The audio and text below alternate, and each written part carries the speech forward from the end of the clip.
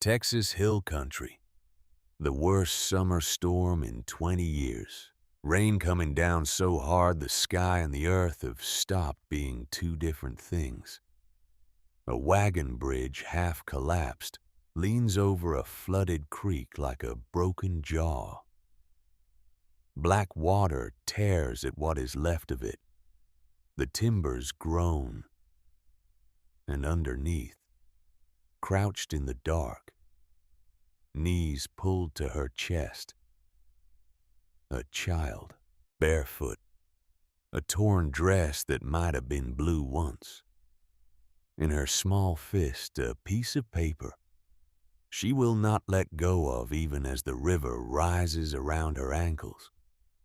A horse comes through the rain. A man in a low hat. A scout's eyes that have not blinked in 10 years. He hears her scream. He reins up. He could ride on. Most men would. He doesn't. He steps down into the mud, and somewhere far behind him, in a town that has been quiet too long, a bell is already waiting to ring. The bridge was burning. Black smoke rolled across the water like something alive, and the rain that came down through it hissed when it hit the flames. The old timbers groaned. Somewhere below, the creek ran black and full the way Texas creeks run only in the worst summer storms, the kind that come once in 20 years and take fence posts and cattle and grown men with them. Caleb Thornwood stood in the middle of that burning bridge. He was 43 years old, tall, lean as a fence rail. The rain ran off the brim of his hat and down the collar of his coat, and the blood from his left shoulder ran with it, soaking the wool dark. In his right hand he held a Winchester .73, the wood stock worn smooth from 1,000 nights of being held against a man's body during a war that ended 22 years ago. 20 steps from him on the far side of the bridge stood Silas Brackett. Brackett wore a black coat. He always wore a black coat.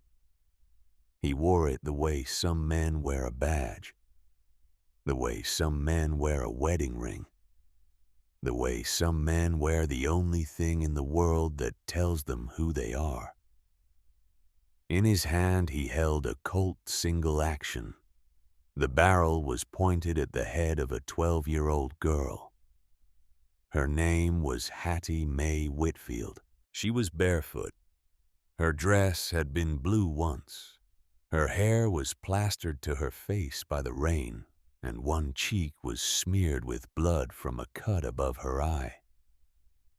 She stood between the two men like a question that nobody in the world had ever bothered to ask.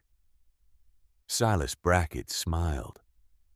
He had a thin mustache and thin lips, and the kind of smile that a man practices in a mirror until it stops meaning anything at all. "One more step, Thornwood," he said, "and this little stray of mine takes a swim with a hole in her head." The flames climbed higher behind him. Behind Caleb, the far end of the bridge had already gone. There was nowhere to back up. There was nowhere to go forward.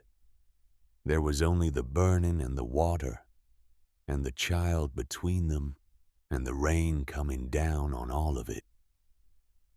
Caleb did not move.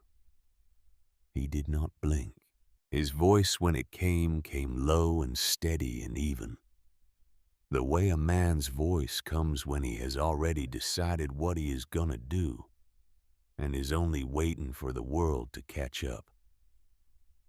"Brackett," he said, "I rode through Tennessee in '63 with grape shot whistling past my ear. I buried 12 men in 3 years. I ain't afraid of dying tonight." A pause. just long enough. Question is, are you? Thunder broke open the sky. The girl whispered 2 words. Her lips moved. Nobody but Caleb could hear them through the rain. Mr. Thornwood. A single shot rang out. The screen goes black. If you believe that no child on this earth should ever be sold by a man with papers in his coat pocket, hit that subscribe button below. And down in the comments, tell me what state you're listening from tonight.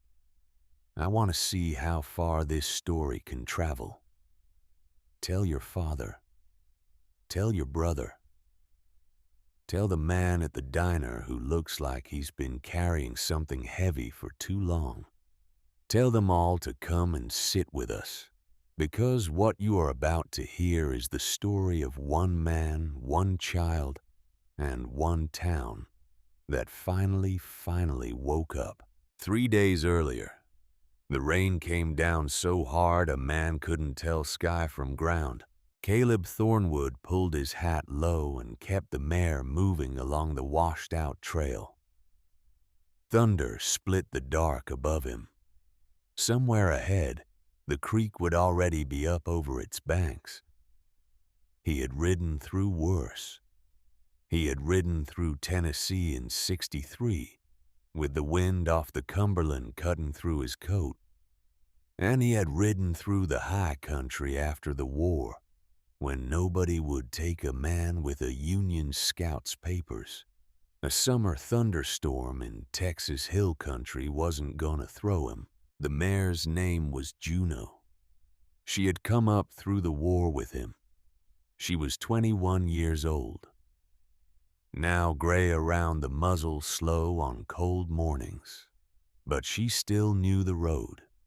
She still knew the difference between a man's weight in the saddle and a body slumped against her neck.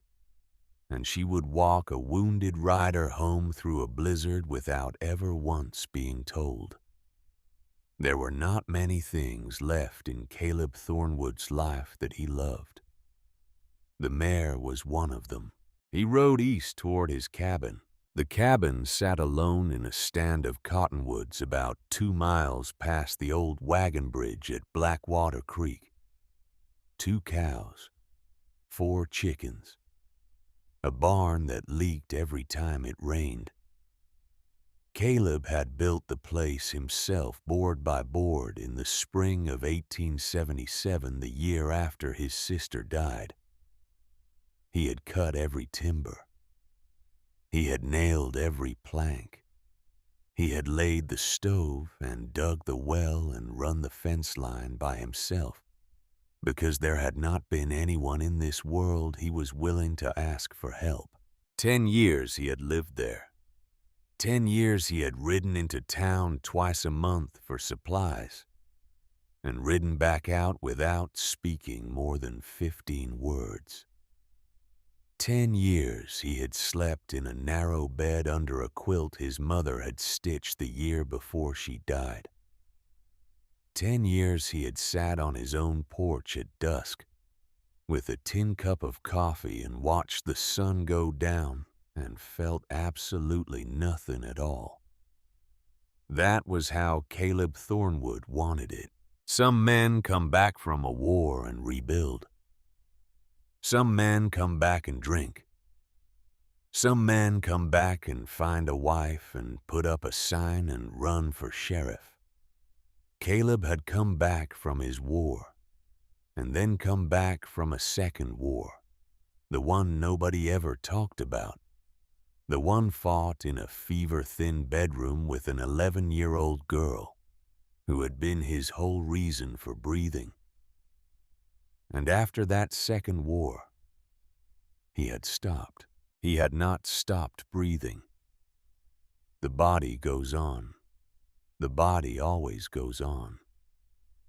But the part of him that had once known how to want a thing, the part that had once known how to walk into a room and shake a man's hand and laugh, That part had been buried in the same plot of ground where they laid his sister down under a marker that said, Rebecca Thornwood, 1865 to 1876.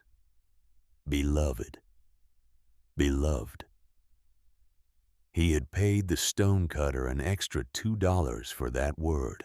It was the only word he had been able to think of sitting in that stonecutter's shop. In the autumn of 1876, with the dust of unfinished markers in the air around him, and his hands shaking, and the cutter looking at him with that careful pity that grown men reserve for other grown men who have lost a child they were supposed to protect. Beloved. He had ridden home with the marker in the wagon bed. He had set it himself the next morning, and then he had ridden into the cabin he was about to finish building, and he had not ridden out of his own life again for 10 years. Until the storm, until the scream. It came thin and high through the rain, twisted up inside the wind gone before he could be certain he had heard it. He reined the mare hard. She stumbled hooves sliding in the black mud. Easy, girl, he said. Easy now. He listened. Just thunder. Just rain. Just the creek tearing apart its own banks somewhere ahead in the dark. Then it came again. A child's voice, not words, just the sound a thing makes when it has nowhere left to go. Caleb sat very still in the saddle for 1/2 second. The rain ran down his face. The mare shifted under him, waiting. And in his chest, in the place where for 10 years there had been nothing at all, something turned over once slow and heavy like an old wheel that has not moved in a long time, but has not forgotten how. He spoke to himself then, quiet, out loud, the way a man speaks to himself, only when he is completely alone and completely certain. A man who hears a child scream and rides on, he said, ain't a man no more. He turned the mare toward it. He found her under what was left of the old wagon bridge. The bridge was a sagging tangle of timbers the county had stopped maintaining 10 years back. The water had already taken half of it. The other half hung over the flooded creek like a broken jaw. The planks crooked, the rope rails gone, a rusted bolt swinging slow in the rain. She was crouched up underneath it, knees to her chest, soaked to the bone, barefoot. A torn dress that might once have been blue, hair plastered black against her face. He could not tell her age from the saddle. Maybe 12, maybe younger. She was no bigger than a fence post. What he could tell even from the saddle, even through the rain, was the look in her eyes.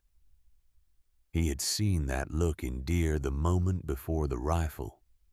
He had seen it in men once or twice. He had not liked seeing it then either. He stayed in the saddle. Easy now, miss, he called over the rain. I ain't gonna hurt you. She did not move. My name's Caleb Thornwood.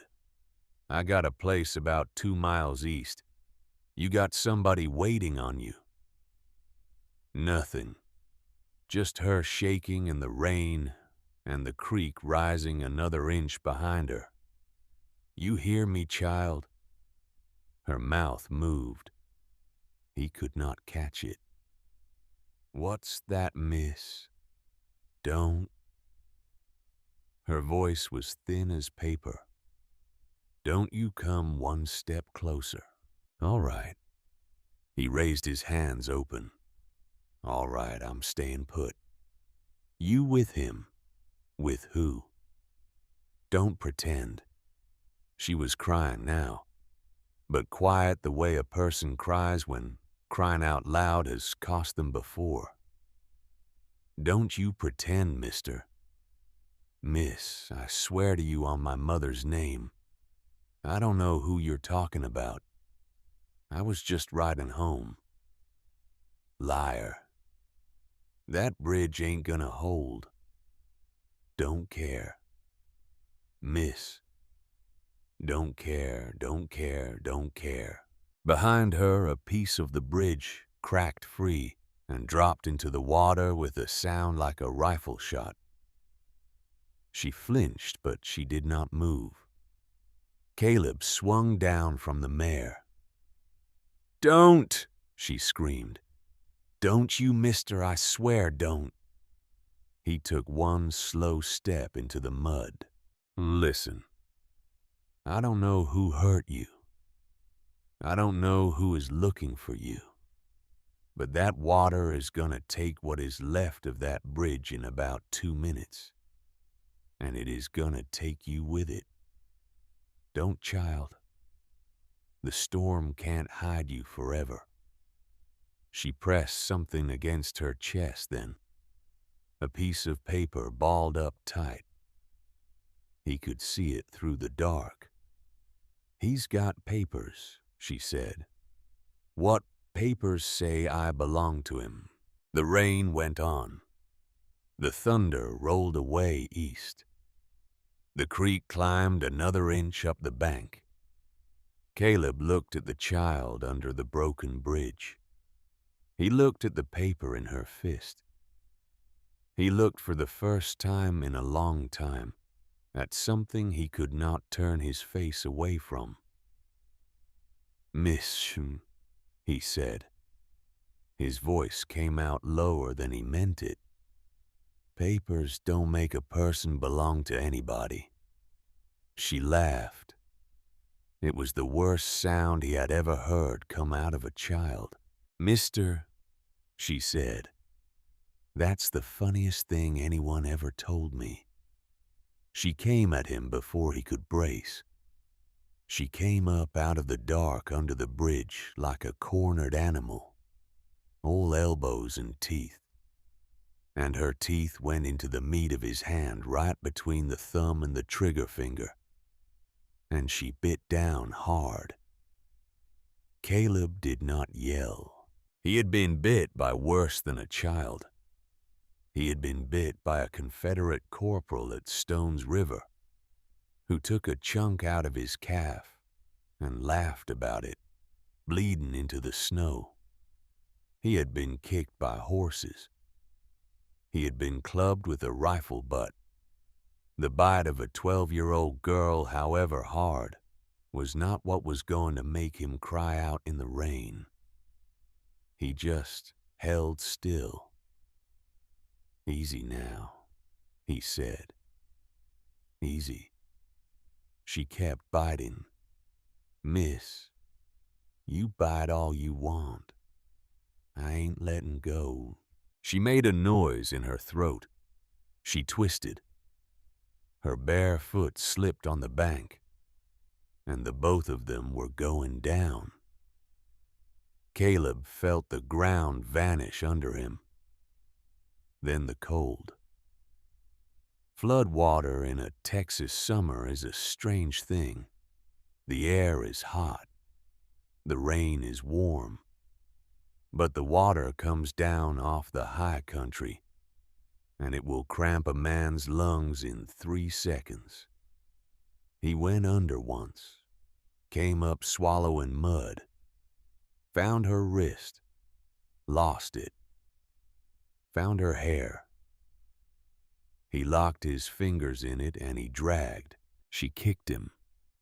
She kicked him in the ribs and in the chest and in the jaw, and she kept kicking all the way to the far bank, where Caleb hauled the both of them up onto a tangle of cottonwood roots and lay there spitting brown water out of his mouth. Easy, he wheezed. Easy, miss. Let me go. She was crying openly now the way a child cries.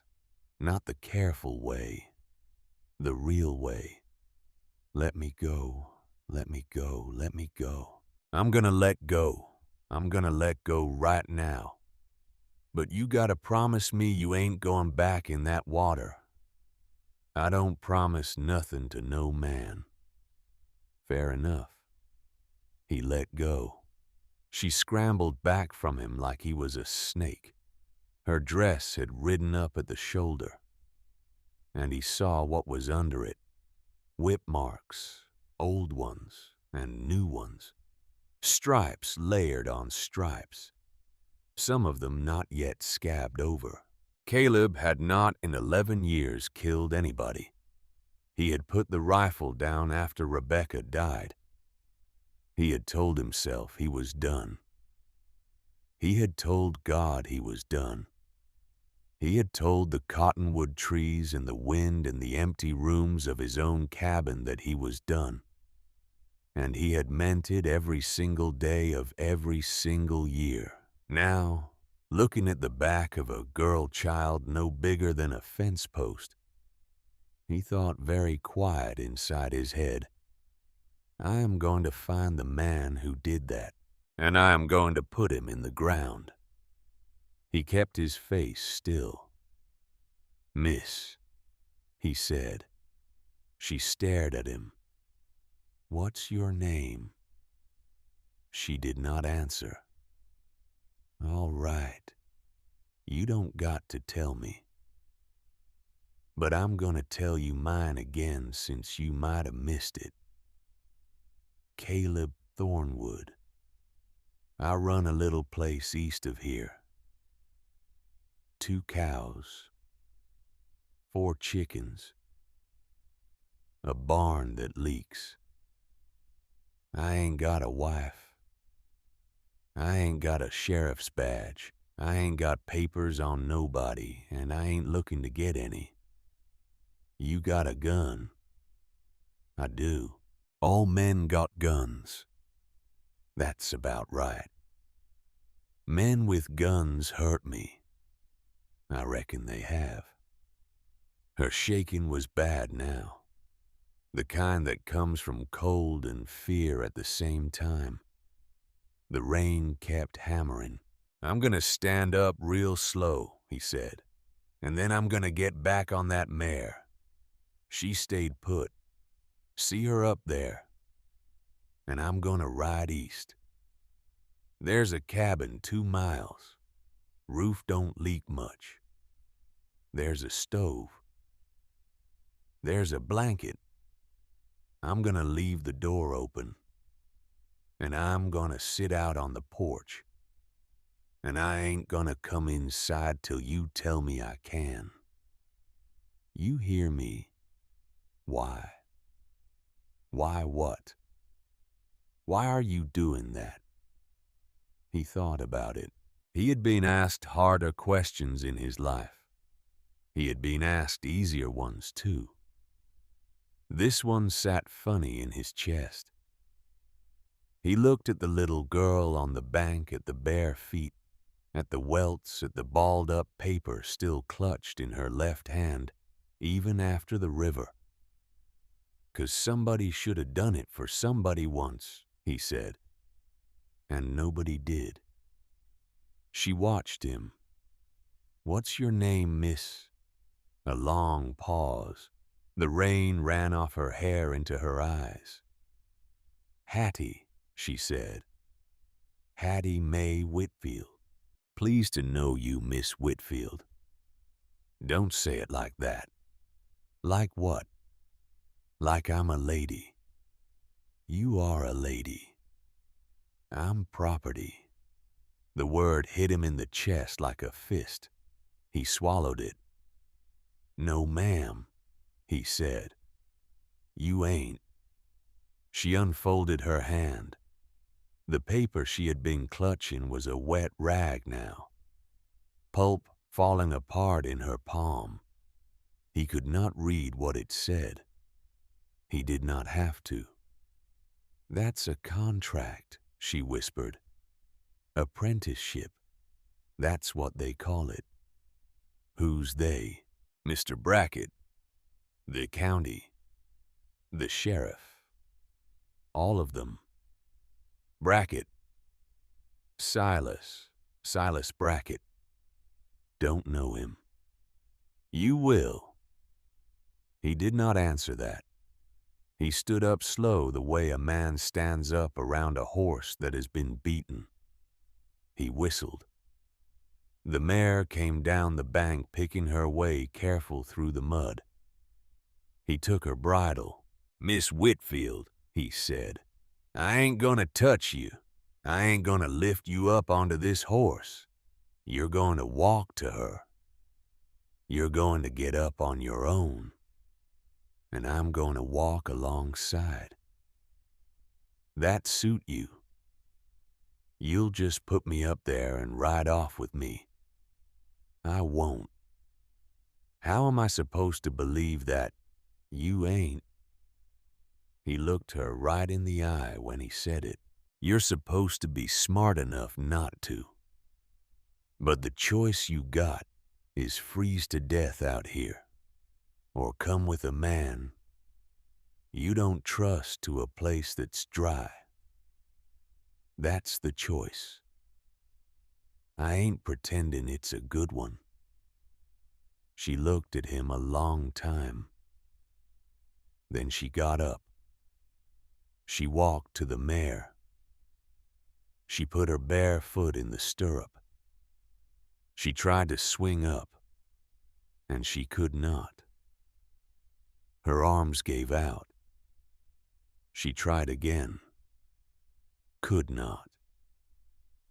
Miss Whitfield, he said, may I help you up? Yes. He put his hands on her sides, careful, not squeezing. He lifted her into the saddle.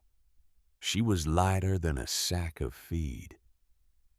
She winced when his hand brushed her back, and he made his face very still again, the way a man makes his face still when something inside him is breaking, and he has already decided that nobody is going to see it break.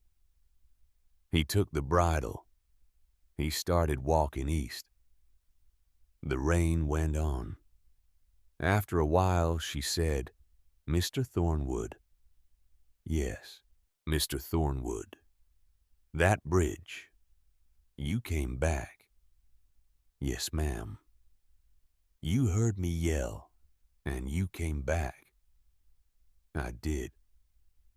Wasn't nobody else gonna come back. I know. She didn't say anything else for a long time, then very quiet, almost lost in the rain. How'd you know to come back? He thought about that. A man ought to come back, he said, when he hears a thing like that. Most don't. I know. The cabin came up on them through the rain about an hour later, low and dark against the line of cottonwoods. One window, a door, a leaning porch with a chair on it. He led the mare into the lean-to. He held up his arms to help her down. I'll get down myself. All right. She slid off the mare. Her legs gave under her and she sat down hard in the mud. He did not reach for her. All right, she said to nobody. All right, Hattie Mae. You get up. She got up. She walked to the porch on her own. She stopped at the doorway. She looked at him. You said you'd stay outside. I did say that. You meant it. I did. There's a stove, matches in the tin on the shelf, wood in the box by the door, blanket on the bed, bread in the cupboard wrapped in cloth, water in the pitcher already. You ain't coming in. Not till you say. She stared at him. Her teeth were clattering. I don't believe you. All right. I'm gonna take the knife off the table. You go right ahead, Miss Whitfield. She went inside. He sat down on the porch chair. He pulled his hat down. He laid his rifle across his knees, barrel pointed away from the door. And then he sat. Through the storm, through the moon rising, through the slow, exhausted hour, when the rain finally eased some and the clouds slid east and a piece of moon came through. He sat 6 hours. The rain ran off his hat and down his collar. The cold worked its way into his bones. The bite mark on his hand began to throb in time with his pulse, slow and steady like a second heart he had not asked for. He did not move. Inside the cabin, after a long while, he heard the stove door. He heard her dragging the blanket off the bed. He heard her moving slow, careful, the way an animal moves in a place it does not yet trust. And then, faint after she thought he could not hear, he heard a child crying with her face in a blanket so that the man on the porch would not know. He did not move. He looked out at the dark country. The cottonwoods bent in the wind. Somewhere far off a coyote called and got no answer. And he let himself remember. He let himself remember a different small room, a different child, a different bed. He let himself remember the summer of 1876 and a fever, and the smell of bay leaves boiled in a pot because somebody had told him bay leaves brought down a fever. He let himself remember his sister's voice, 11 years old, and going thin as paper saying, Caleb, don't let me go alone. Caleb, you stay.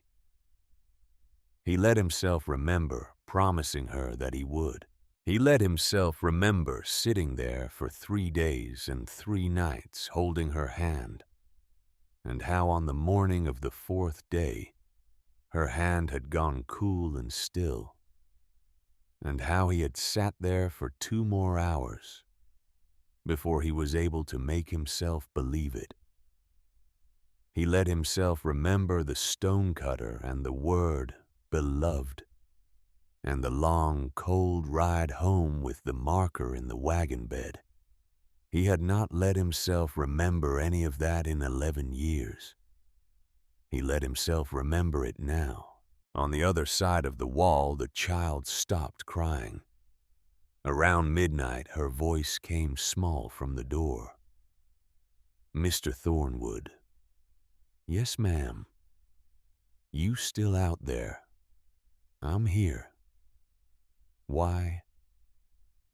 A long silence. You didn't say I could come in. Another silence. You're a strange man, Mr. Thornwood. I've been told. There's bread left. I ate before I rode out. You eat it. A pause. Mr. Thornwood. Yes. He's going to come. He did not answer at first. He listened to the rain. He listened to the cottonwoods. Brackett.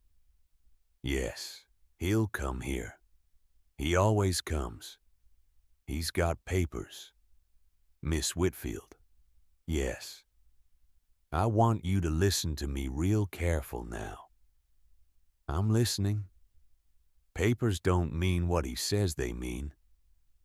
They do to the sheriff. Then the sheriff's wrong. Sheriff signs them. He went quiet. Out beyond the porch, the creek was still roaring through the bottoms. Somewhere a coyote called and got no answer. Miss Whitfield. Yes. How many of you are there? What? How many children with papers like yours? The pause was so long he thought maybe she had gone to sleep. Then her voice came smaller than before. I don't know all their names.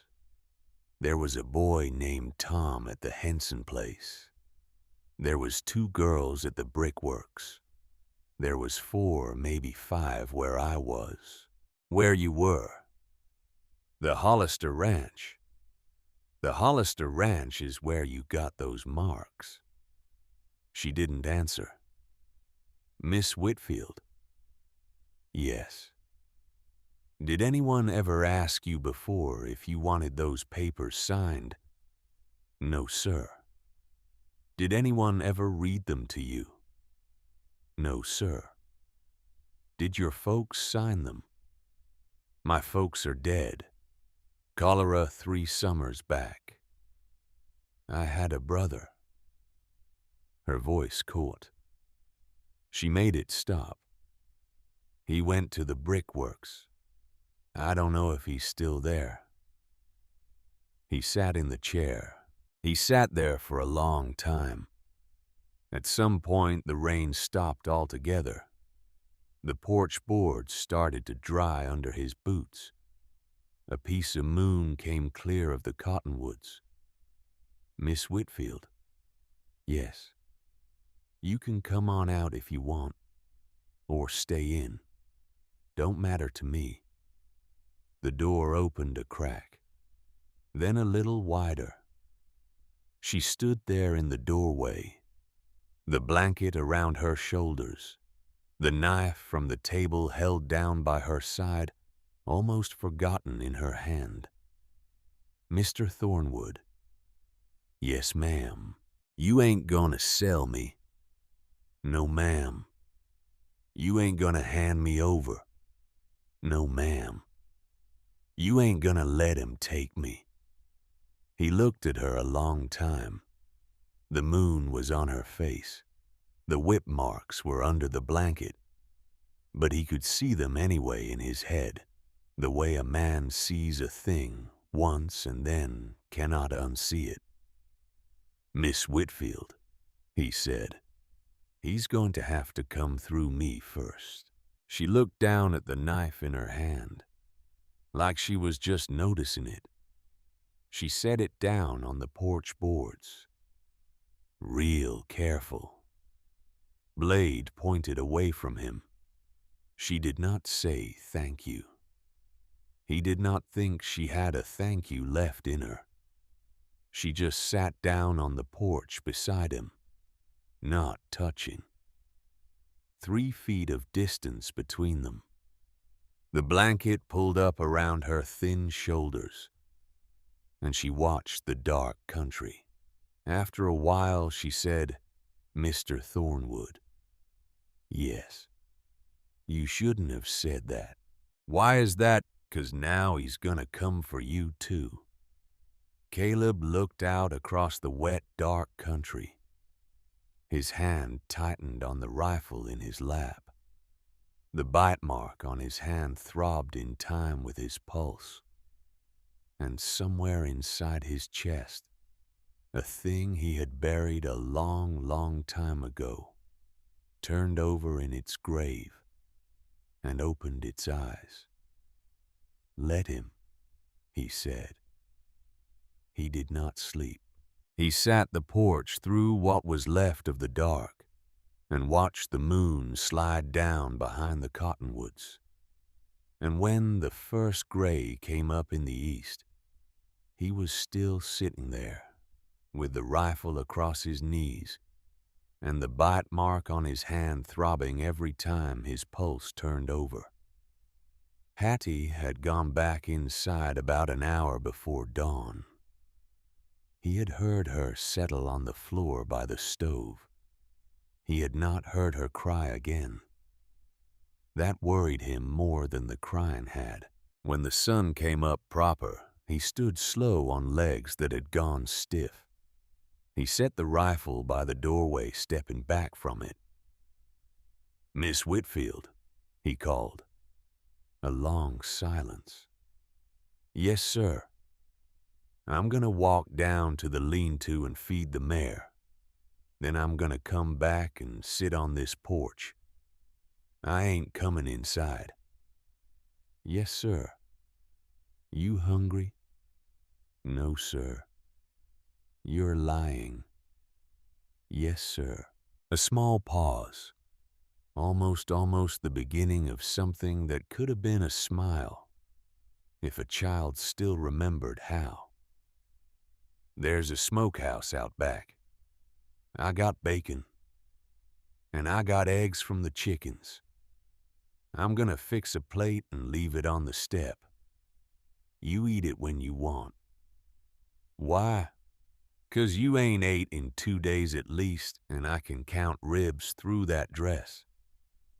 He did not wait for her to answer. He walked.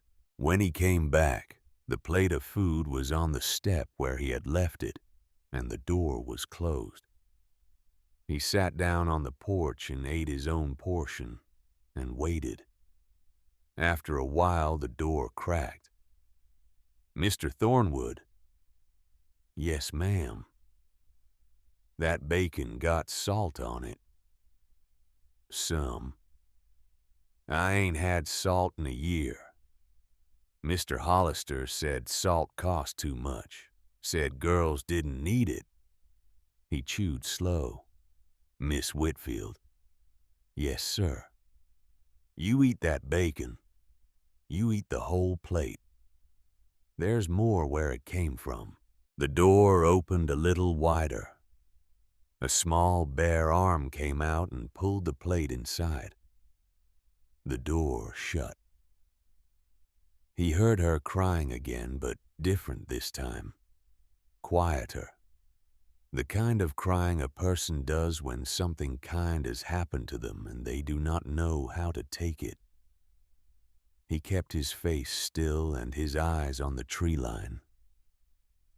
She came out about an hour later, blankets still around her shoulders, holding the empty plate.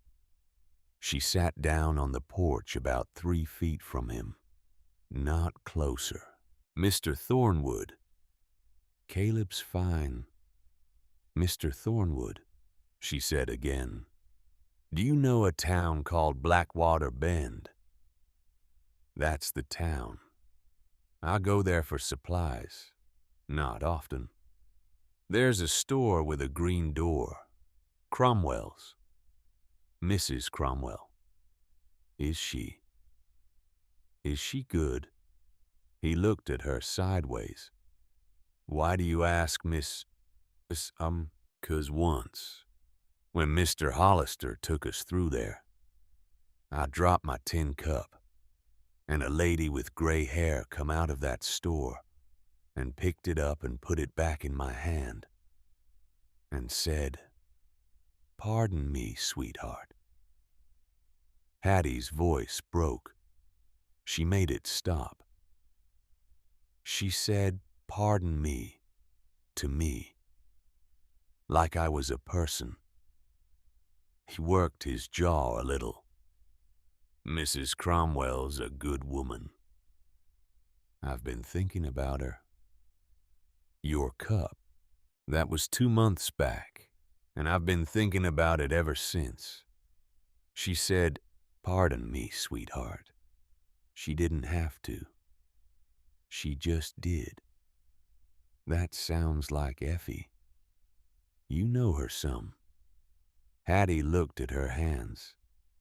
They were small and dirty, and one of the nails was torn down to the quick. "Mr. Thornwood." "Yes." "You said papers don't mean a person belongs to anybody." "That's right." "Then why does everybody act like they do?" He thought about that. "'Cause it's easier," he said.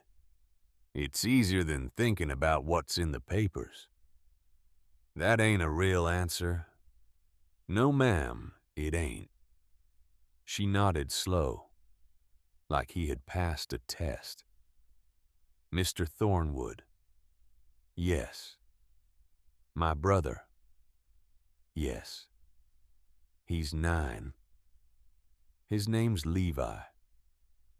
He's got a cowlick right here. She touched the crown of her own head. He cries when there's thunder. All right. I want him out. He closed his eyes. Miss Whitfield.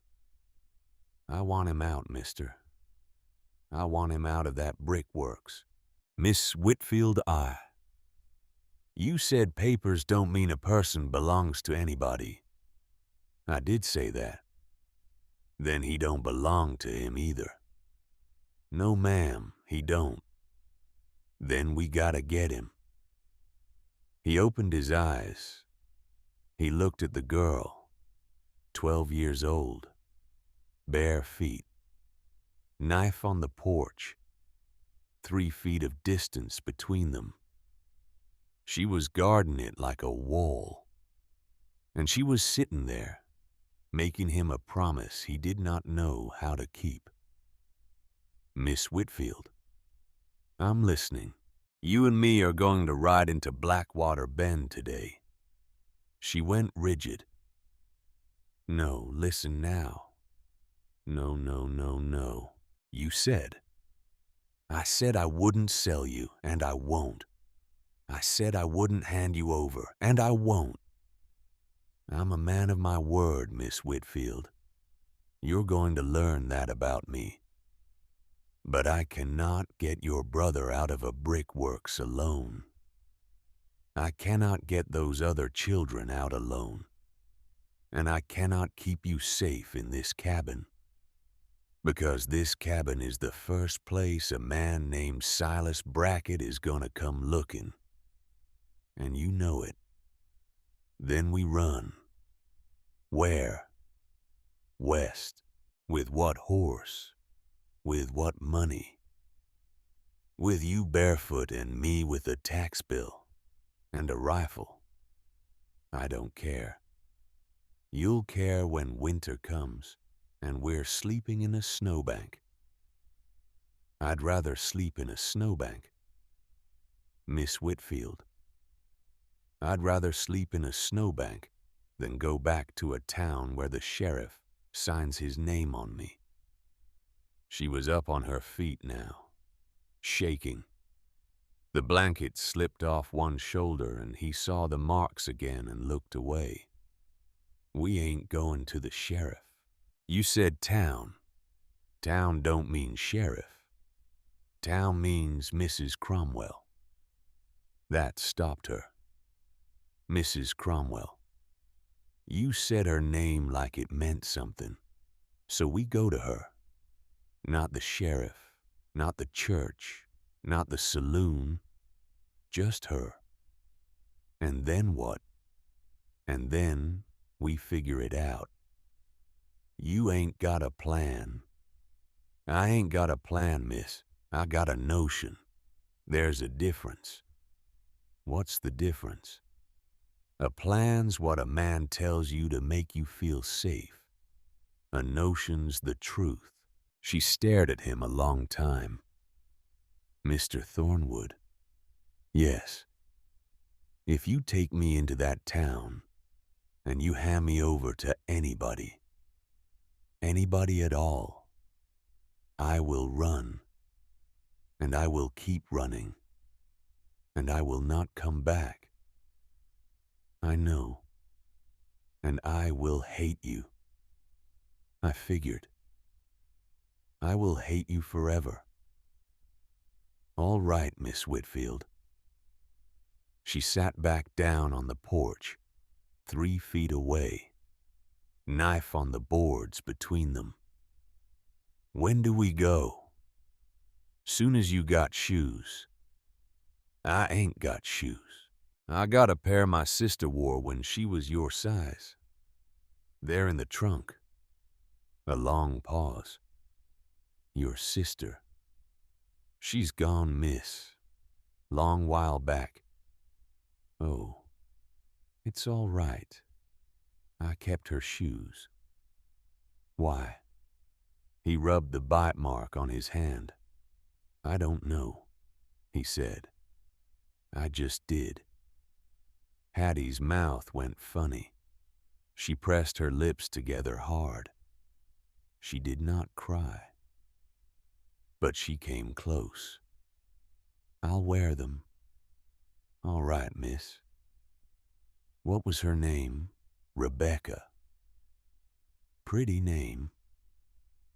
Yes, ma'am. He went into the cabin then for the first time since the storm started, and she let him pass.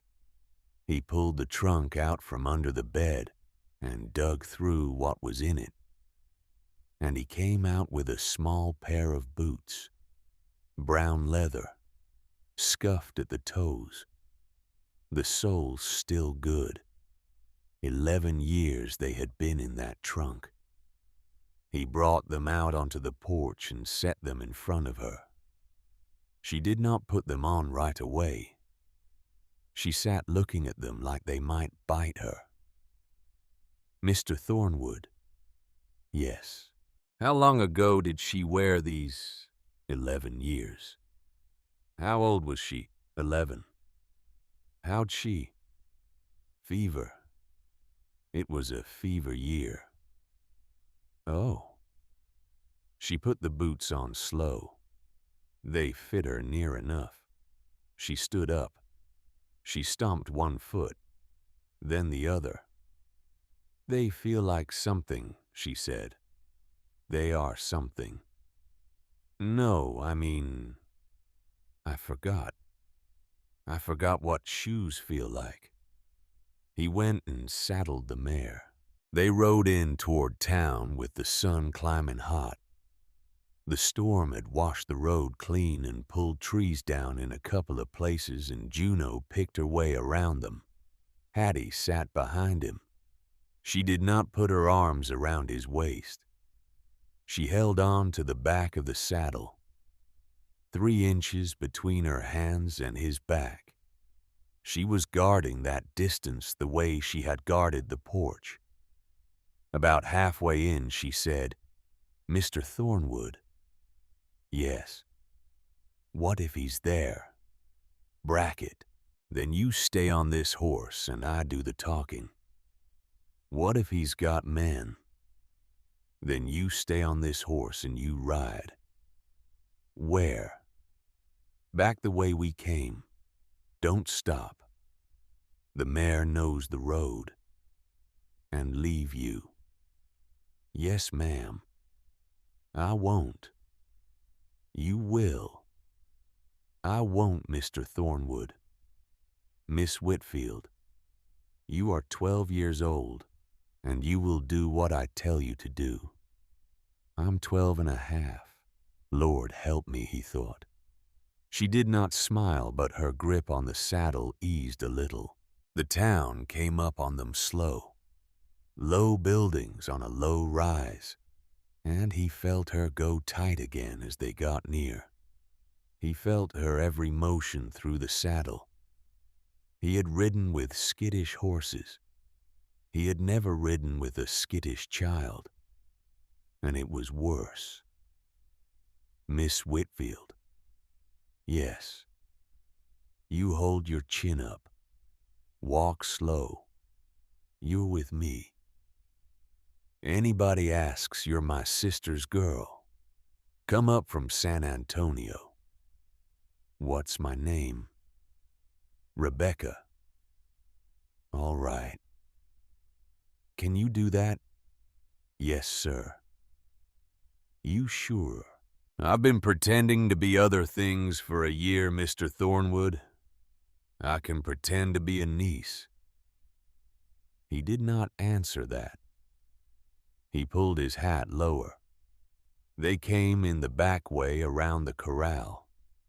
He tied the mare 2 streets off and walked her in on foot. His hand light on her shoulder.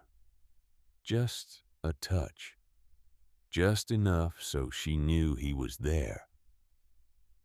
She did not pull away from it. They went in the back door of Cromwell's Mercantile. Effie Cromwell was a small woman, 63 if she was a day. Gray hair pulled back tight, sleeves rolled up. Ink on her fingers from doing the books. She looked up when the back door swung, and her face went through 3 expressions in about 2 seconds. Surprise, recognition, fear, and landed on a 4th that he could not read. Caleb Thornwood, Mrs. Cromwell. What in God's name?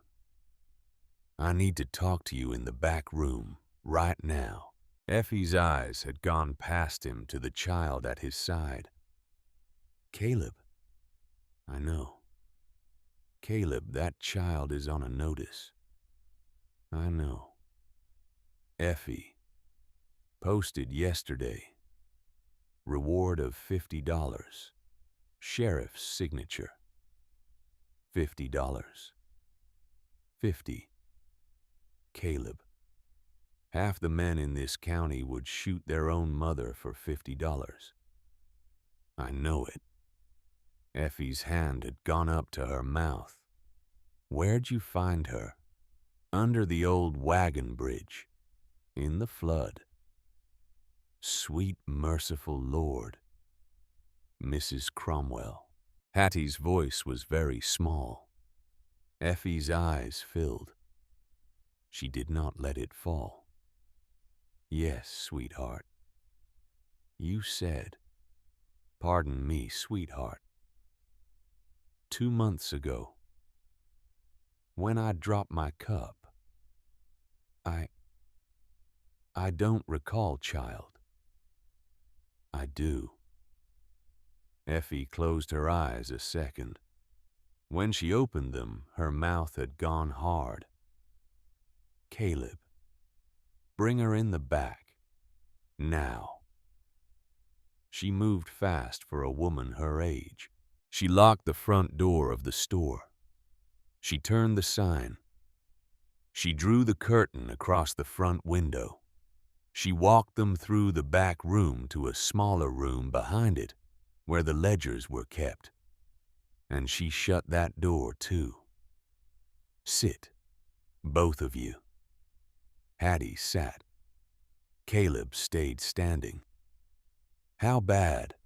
Effie said. Bad. Hollister Ranch. Yes. Effie's hand went to her face again. How many? At least 4 other girls there, plus boys at the brickworks, plus one at the Henson place. Her brother's at the brickworks. He's 9. Levi Whitfield. Hattie's head snapped up. You know my brother. I know his name, baby. I keep a list. A list. Every notice. Every name. I've been keeping it for 3 years. Why? Effie looked at her. Her face was tired in a way Caleb had not seen on her before. And he had known her 10 years. Because somebody had to, she said, and nobody was. She went to a cupboard and unlocked it and pulled out a leather-bound book. She set it on the table. It was thick. Effie's small handwriting filled it. 43 names, she said. Going back 3 years. Some of them I know are dead. Some of them I don't know what happened. Brackett signed apprenticeship papers on everyone. 43 children. 43. Caleb sat down. He had to. Why ain't this been brought to the sheriff? He said. Caleb. Honey. What? Sheriff Roman Brackett is Silas Brackett's brother. The room went quiet. Brother. Same mother, same father, 2 years apart, Roman's older. Roman signs every paper Silas writes. They split the money. The Hollisters pay Silas $40 a year per child. Sheriff signs, gets 10 of it. I done the math, Caleb.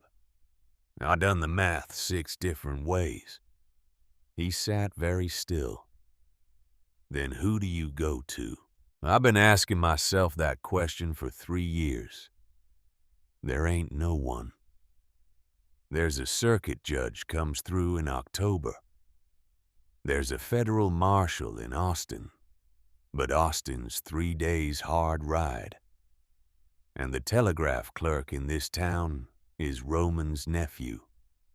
There's the newspaper in Austin, and the editor's a decent man.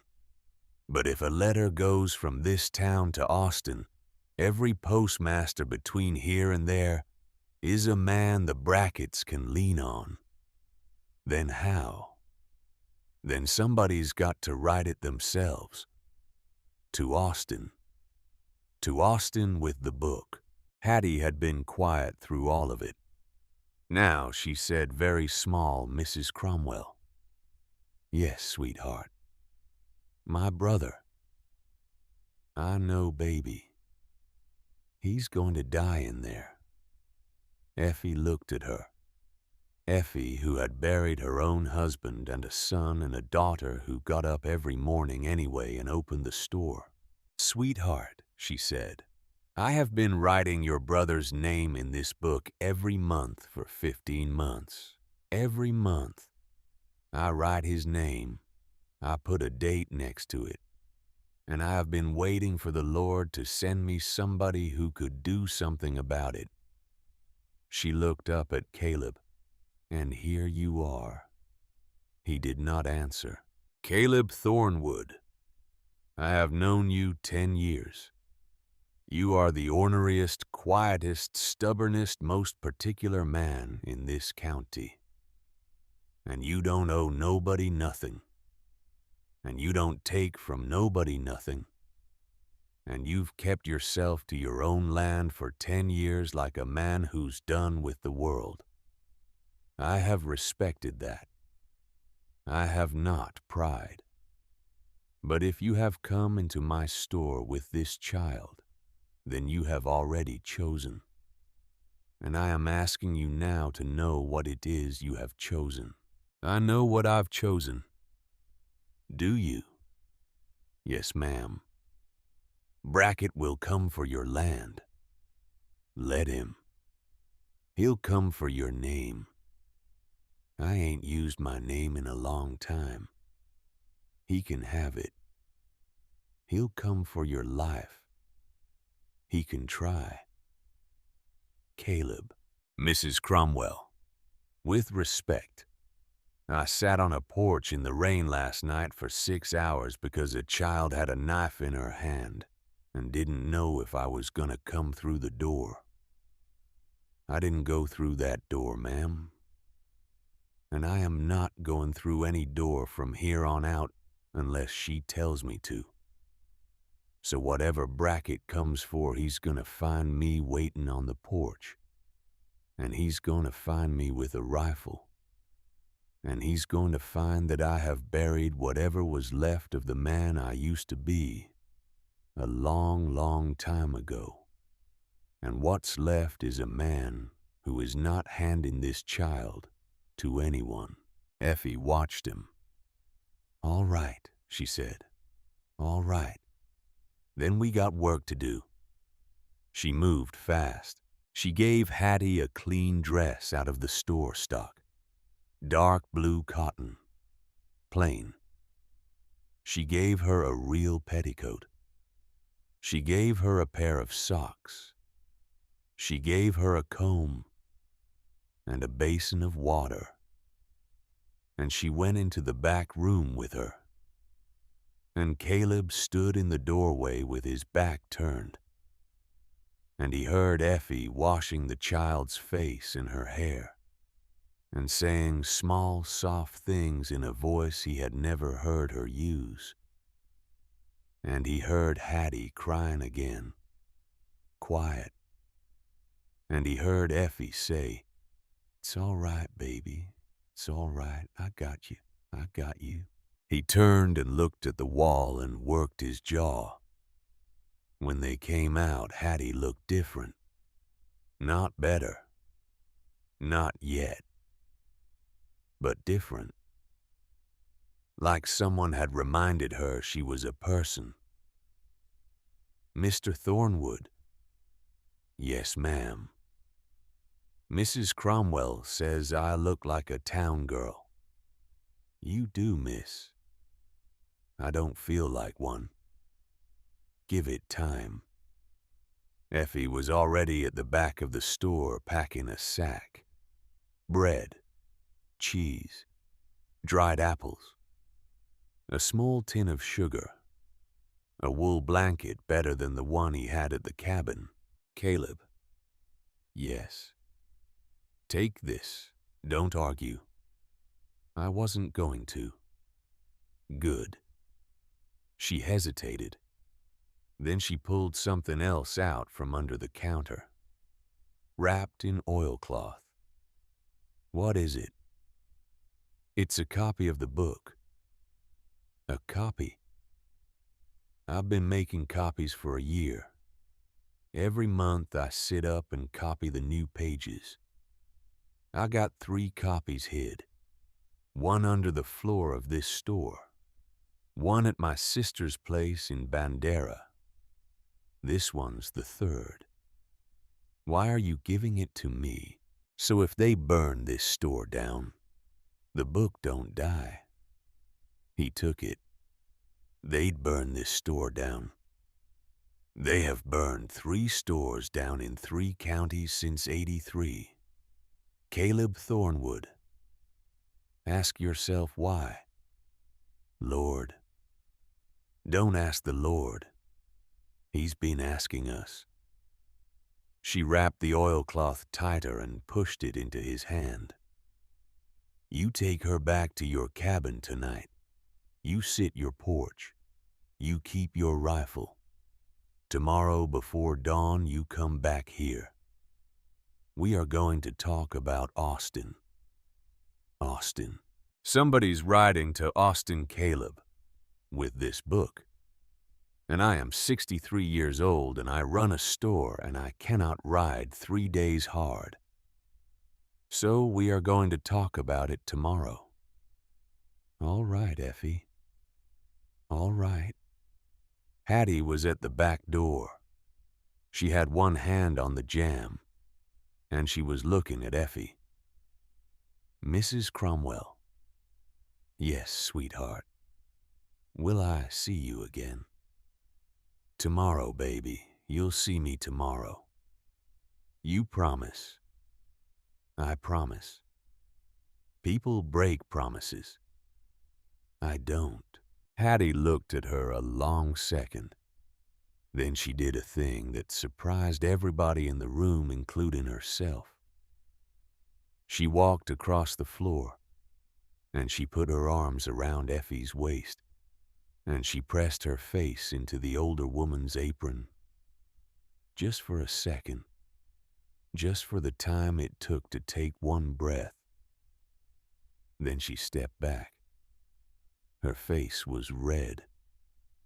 "I'm sorry, ma'am." "Don't you dare be sorry." "I shouldn't have done that." "Sweetheart, you can do that anytime you want. For the rest of your born days. You hear me?" "Yes, ma'am." Caleb cleared his throat twice. "We best go," he said. "Yes." They went out the back. He walked her to where the mare was tied. He boosted Hattie up. She was lighter than she had been the day before. And that did not seem possible until he remembered she had had a real meal and a wash and a clean dress. And sometimes a person carries weight that has nothing to do with their bones. He swung up behind her. They rode out. About a mile out of town, the mare's ears went forward. He felt it before he saw it. He pulled her up. "Mr. Thornwood." "Hush, miss." "What is it?" "Hush." He listened. There were horses on the road behind them, more than one, coming at a walk, not a run. Whoever it was wasn't in a hurry. Whoever it was knew where they were going. He put the mare off the road, into the brush. He led her quiet behind a stand of mesquite.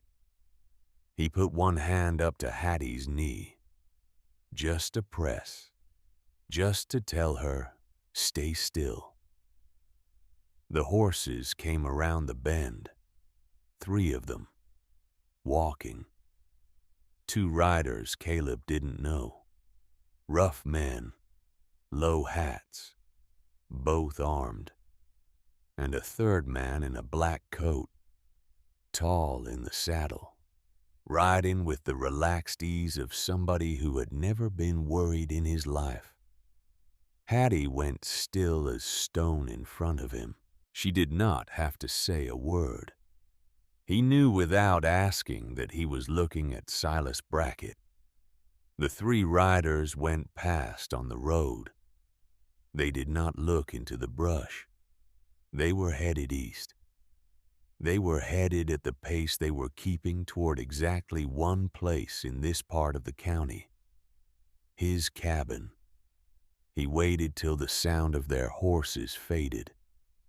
Then he eased the mare back onto the road, headed the other way, and pushed her into a fast walk. "Mr. Thornwood." "Yes." "He's going to your cabin." "He is." "What do we do?" He worked his jaw. His sister's boots on the child in front of him. The book of 43 names in his saddlebag. A bite mark on his hand that was starting to scab. A man in a black coat headed for an empty cabin with 2 armed men behind him. "Miss Whitfield," he said. "Yes." "We are going to let him find an empty house, and then he is going to come looking, and then he is going to find me." The mare picked up her pace. The road bent away from the sun.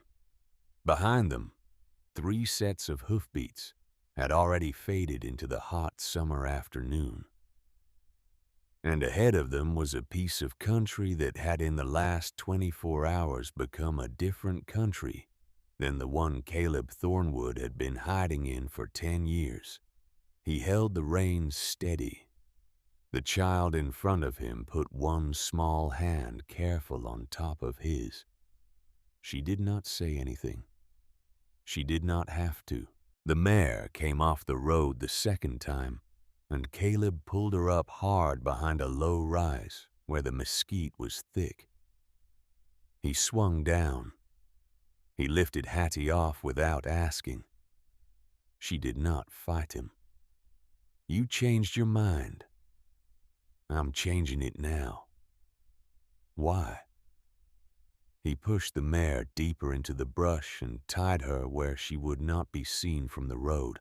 "Because if I let him sit at my cabin and wait, he sits there as long as he likes. And while he sits, his men ride circles.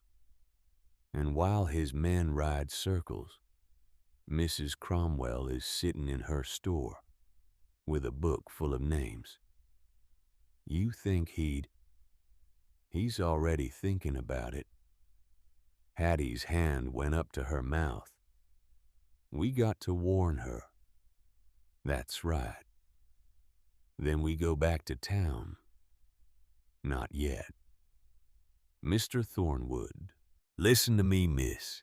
You and me ride back into Blackwater Bend right now, in broad daylight the second time today, and somebody sees us. Somebody always sees.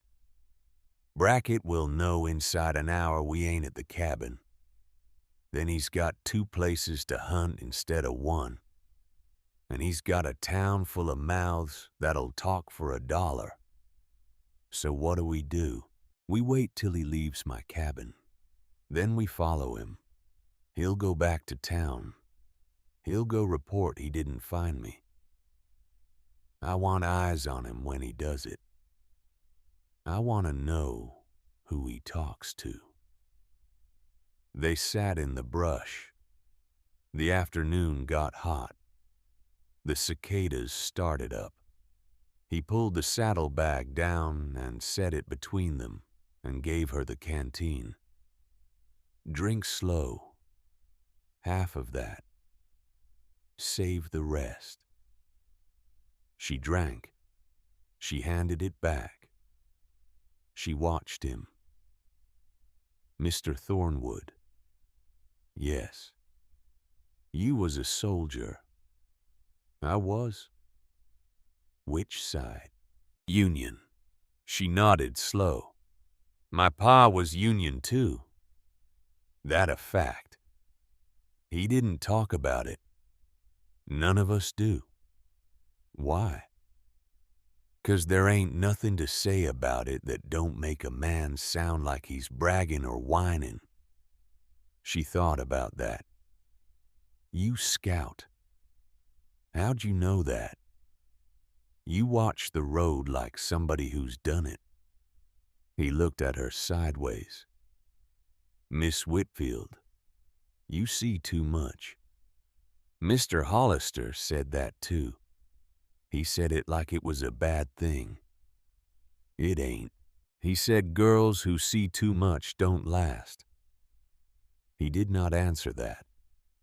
He worked his jaw a little and watched the road. About an hour before sundown, the riders came back. He felt them before he heard them. The mare's ears pricked up and he put a hand on her muzzle to keep her quiet. The hoofbeats came up the road slow. 3 of them.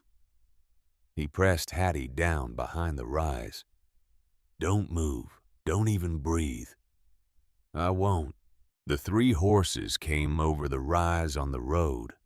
He watched through a gap in the mesquite. Brackett was in the lead. The 2 rough men trailed. Brackett was talking. He could not make out every word, but he caught the tone. Calm, easy, almost amused. He won't be far, men. Like that don't have nowhere else to go. Want me to ride out to the brickworks, Mr. Brackett? Not tonight, Wyatt. Tonight I'm gonna pay a call on Mrs. Cromwell. Hattie's whole body went rigid against his side. Cromwell saw the mare tied behind her store this morning. His jaw locked. The horses passed. He did not move for a full minute. Then he sat up slow. He pulled the mare out of the brush. Get on. Right now. She got on. He swung up behind her. He took the mare back toward town at a hard trot, then a canter off the main road, cutting through pasture, ducking under cottonwood branches. He knew this country. He had known it 10 years. He knew there was a back way through Hooper's field that would put him at the rear of Cromwell's store before 3 men on the main road could get there. The mare was lathering by the time the back of the store came into view. He pulled up short. He swung Hattie down. He swung down himself. Stay with the mare. Don't show your face. He handed her the reins. He went around the side of the store with his hand on the rifle. The street out front was empty. He went up onto the back stoop. He tried the door. Locked. He knocked twice hard. Effie.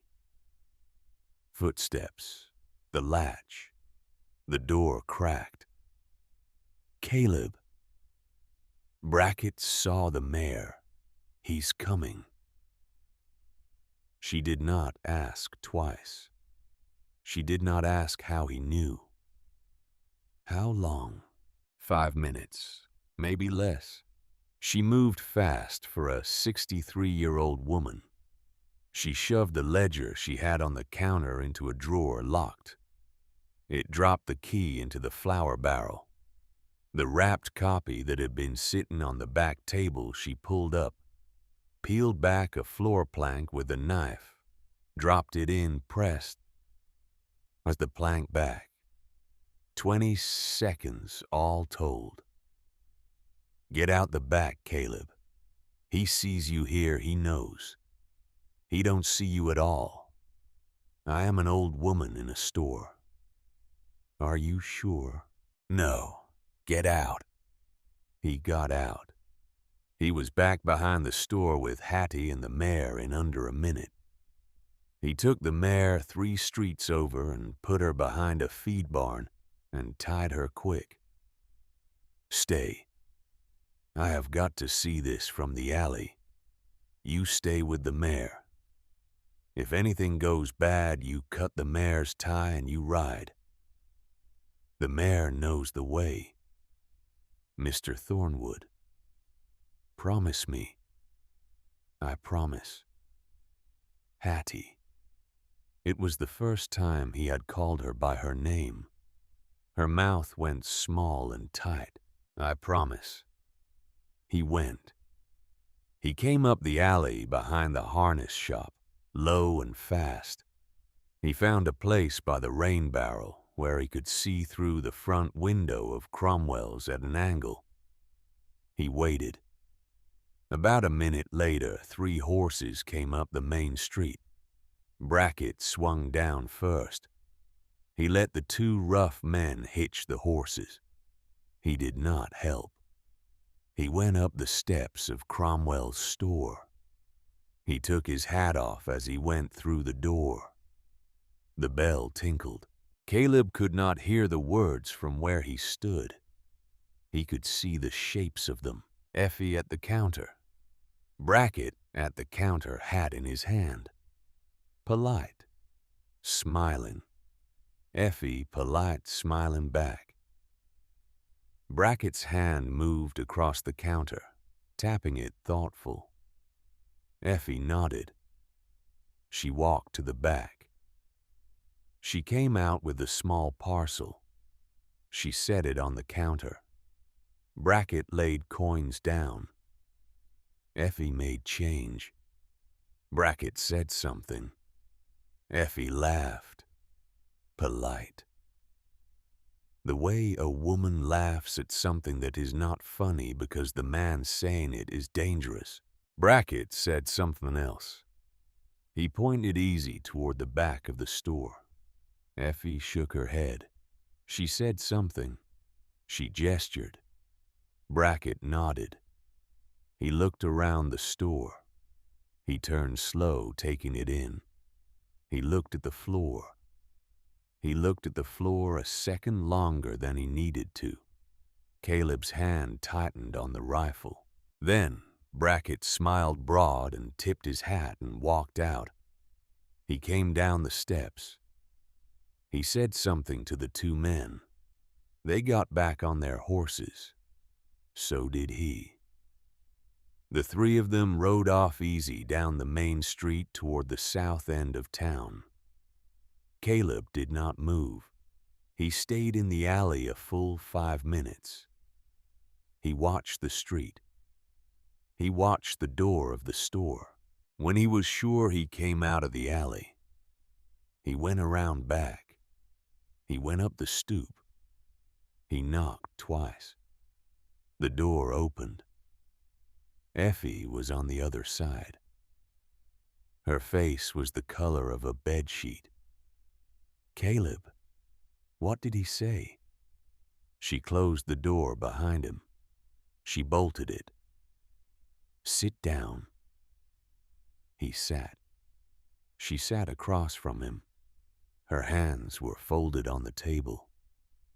They were shaking just slightly, just at the knuckles. He bought a 1/4 pound of sugar, He paid cash. He asked me casual as you please if I'd seen a man named Caleb Thornwood ride into town today. He did not answer. I told him I had not. I told him I'd been doing books all morning and hadn't been at the front. He believed you. He didn't believe me, Caleb. He smiled and pretended to. What else? He asked if I'd seen a young girl, 12 years old, dark hair, missing from the Hollister Ranch. Said there was a $50 reward. And I said I had not seen any such girl. But if I did, I'd send word straight to him. Effie's mouth tightened. He looked at me a long time. Long enough I had to remember not to look at the floorboard. And then he said, Mrs. Cromwell, you've been running this store a long while. And I said, 22 years, Mr. Brackett. And he said, it would be a shame for a woman your age to lose a thing she spent 22 years building. The room was quiet. He said that. He said that Caleb, in those words, his hand went flat on the table. Effie, you are getting out of this town tonight. Caleb Thornwood. I am 63 years old and I have buried 3 people in the cemetery on the hill. And I am not running from a man like Silas Brackett. I have stood behind that counter 22 years. I have sold flour to women whose husbands beat them. And I have sold rope to men who hung themselves. And I have sold candy to children who are now under markers up that hill. And I have not once in those 22 years shut this door because a man told me to. I am not shutting it tonight. He'll burn it. Then he'll burn it. He closed his eyes. Then we move tonight. Yes. He went and got Hattie.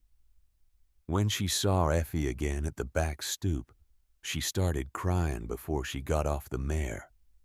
She slid down and walked to Effie. And Effie opened her arms and Hattie walked into them and stood there with her face in Effie's apron. And Effie held her and did not say anything for a long minute. Just rocked slow side to side. They went inside. Effie fed them. Stew from the back. Bread. Coffee for Caleb. Milk for Hattie. Hattie ate like a child who had remembered after a long time what eating was for. Effie, I want to ride to Austin. I know you do. I want to ride tonight. Caleb, I know what you're going to say. You can't take her. And you can't leave her. And you can't leave her with me. Then what? He pushed the bowl back. Miss Whitfield, you and me are going to do something hard. All right. You and me are going to ride back to my cabin tonight. We are going to sleep there. And tomorrow before light, we are going to take the mare. And we are going to ride for Austin. Together. Effie's face changed. Caleb, hear me out. That's 3 days hard with a child. I know it. They will catch you. You take her on that mare with Brackett knowing what he knows, and they will catch you between here and the Llano. Then I take her another way. There ain't another way that ain't a week. Then it's a week, Effie. Caleb, I am not leaving her. So you tell me with respect how a man does all three." Effie was quiet. Then she said, "He doesn't. One man doesn't do all three. So one of those things has got to belong to somebody else. Effie, take the child to Austin. Take the book to Austin. Leave me here." "Effie, I will be all right. Brackett wants the child more than he wants me. Brackett will follow you as long as you have her. Every man Brackett has will be on the road. I will sit in my store. I will sell sugar. I will be 63 years old. He said he'd burn it. He said it to scare me. He won't burn a store with me in it in broad daylight in a town where I have sold flour to every wife in the county. Not yet. He needs to find the child first." Hattie had stopped eating. She was looking at her bowl. "Mrs. Cromwell." "Yes, baby." "My brother. I ain't going to Austin without him." The two grown people at the table went very still. "Sweetheart, I ain't. Mrs. Cromwell, I ain't going 3 days away from him. He cries when there's thunder. He don't know I'm out. He thinks I'm dead. Maybe he thinks I left him. Hattie, I ain't leaving him." Effie reached across and took her hand. "Sweetheart, sweetheart, look at me. I have been in this country a long time. I know how things break, and I am telling you with all the love I have that if you go to that brick works tonight, your brother will not be alive in the morning. Because Silas Brackett is not stupid. And the second he knows you are running for him, he will take that child and he will move him. Or worse. You hear me? Yes. The only way you save your brother is you ride to Austin and you bring back a man with a star on his coat that Silas Brackett cannot pay off. That is the only way. Anything else, and you bury him." Hattie's eyes filled. "I can't leave him there." "You ain't leaving him, sweetheart. You're going to fetch help. There's a difference." Hattie cried. Quiet. Her shoulders shook. Effie held her hand across the table and did not say a word. Caleb looked at the wall a long time. Then he stood up. "Effie, I'll do it. I'll take her. I'll take the book. I'll ride for Austin tomorrow before light, and I'll bring back a marshal. And when I do, Brackett, don't get a trial. Caleb Thornwood, we do this clean. We do this lawful, or we are no different than him. And 43 names was for nothing. You ride to Austin. You get a marshal. You bring him back. Brackett gets a trial and a jury and a rope if a jury says so. And the children get found. And the papers get burned. And we do it in front of God and everybody so it can't ever be done again." His hands were flat on the table. A long time passed. "All right, Effie, lawful.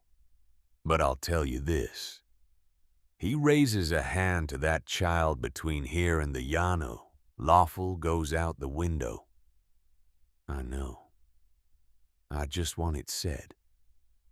"It's said." He sat back down. They made the plan slow, careful, with the lamp low. Effie drew a map on the back of a feed store receipt. The road would not be the road. It would be cattle trails. It would be old freighter cuts. She handed him the map. Now, you take her back to the cabin. You do not light a lamp tonight. You sleep in the cellar if you got one. Before first light, you ride. You take the back trail through Hooper's field. All right, Effie. God with you. And with you, Effie. He stood. Hattie stood. Effie hugged Hattie for a long time at the back door, whispered something in her ear that Caleb did not try to catch. Hattie pulled back. I will, Mrs. Cromwell. You promise. I promise. They went out. He got Hattie up on the mare. He swung up behind her. The town was quiet. The summer moon was already up over the cottonwoods. About a mile out of town, Hattie spoke. Mr. Thornwood, there's somebody on the trail behind us. His hand went still on the reins. How do you know? I've been listening. I've been listening since we left town. There's hooves, 2 horses. They've been keeping pace. He did not turn his head. How long? Half a mile. Why didn't you say? I was making sure. Miss Whitfield, you are a remarkable person. What do we do? He thought. Miss Whitfield, when I tell you to slip off the mare, you slip off. Quiet. You go into the brush on the right side. You lay flat. You do not move. You do not breathe. No matter what you hear.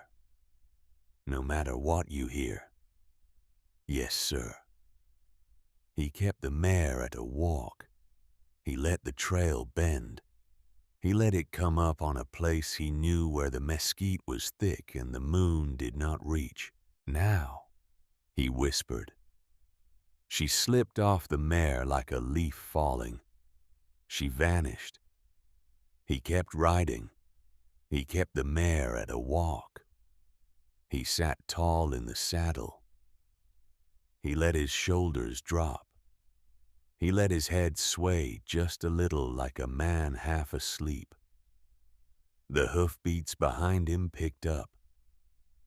So they came. He counted in his head. 10 paces. 8. 6. A voice behind him called out low and ugly. You there, mister. Pull up. He pulled the mare up. He turned in the saddle. Slow, like a tired man. 2 riders, both armed, both with pistols already drawn. Mr. Brackett wants a word. Does he now? He does. Where's he at? Cabin. Your cabin. He looked at the 2 pistols. He looked for 1/2 second at the patch of dark mesquite to the right of the trail, where if a small girl was lying very still, no man on horseback would ever see her. He smiled just a little. All right, boys, lead on. She wasn't staying. Hattie waited until the hoofbeats faded. She counted to 100. She counted to 100 again. Then she got up. Her hands were shaking. Her knees were shaking. She made them stop. All right, Hattie Mae, she whispered. All right. She pulled the bonnet down low. She started running, not toward the cabin, toward town. She ran the way a child runs who has been beaten for being slow. She ran the way a child runs who knows what waits if she doesn't get there. She ran the back trail in her dead girl's boots, and she did not stop, and she did not cry, and a mile in her side hurt so bad she had to walk, and a mile after that she ran again. It was past midnight when she came up on the back of Cromwell's store. She pounded on the door with both fists. "Mrs. Cromwell, Mrs. Cromwell." The door cracked. "Hattie, they got him. They got Mr. Thornwood. 2 of them. They took him to his cabin. Brackett's there." Effie pulled her in, bolted the door. "Sweetheart, slow down. Tell me." Hattie told her. Effie's face had gone hard. Not the heart of a frightened woman. The heart of a woman who had been waiting 3 years for a thing. And the thing had come. And she was ready. "You sit. You drink water. You breathe. There ain't time." "There is time, Hattie Mae Whitfield. Because if I run out that door right now wrong, I waste an hour. So you sit. 5 minutes. Then we move." Hattie sat. She drank. She breathed. Effie was already moving. She went behind the counter. She pulled up the floorboard. She took out the wrapped book. She put it in a flour sack. She tied the sack. She went to the cupboard behind the counter. She took down a small revolver wrapped in oilcloth and dropped it in her apron pocket without ceremony. "Mrs. Cromwell, you got a gun." "I've been a widow 22 years, sweetheart. Of course I got a gun." She put on a shawl. She blew out the lamp. She picked up the flour sack. "Come on." "Where?" "To wake up a town." She went out the front door.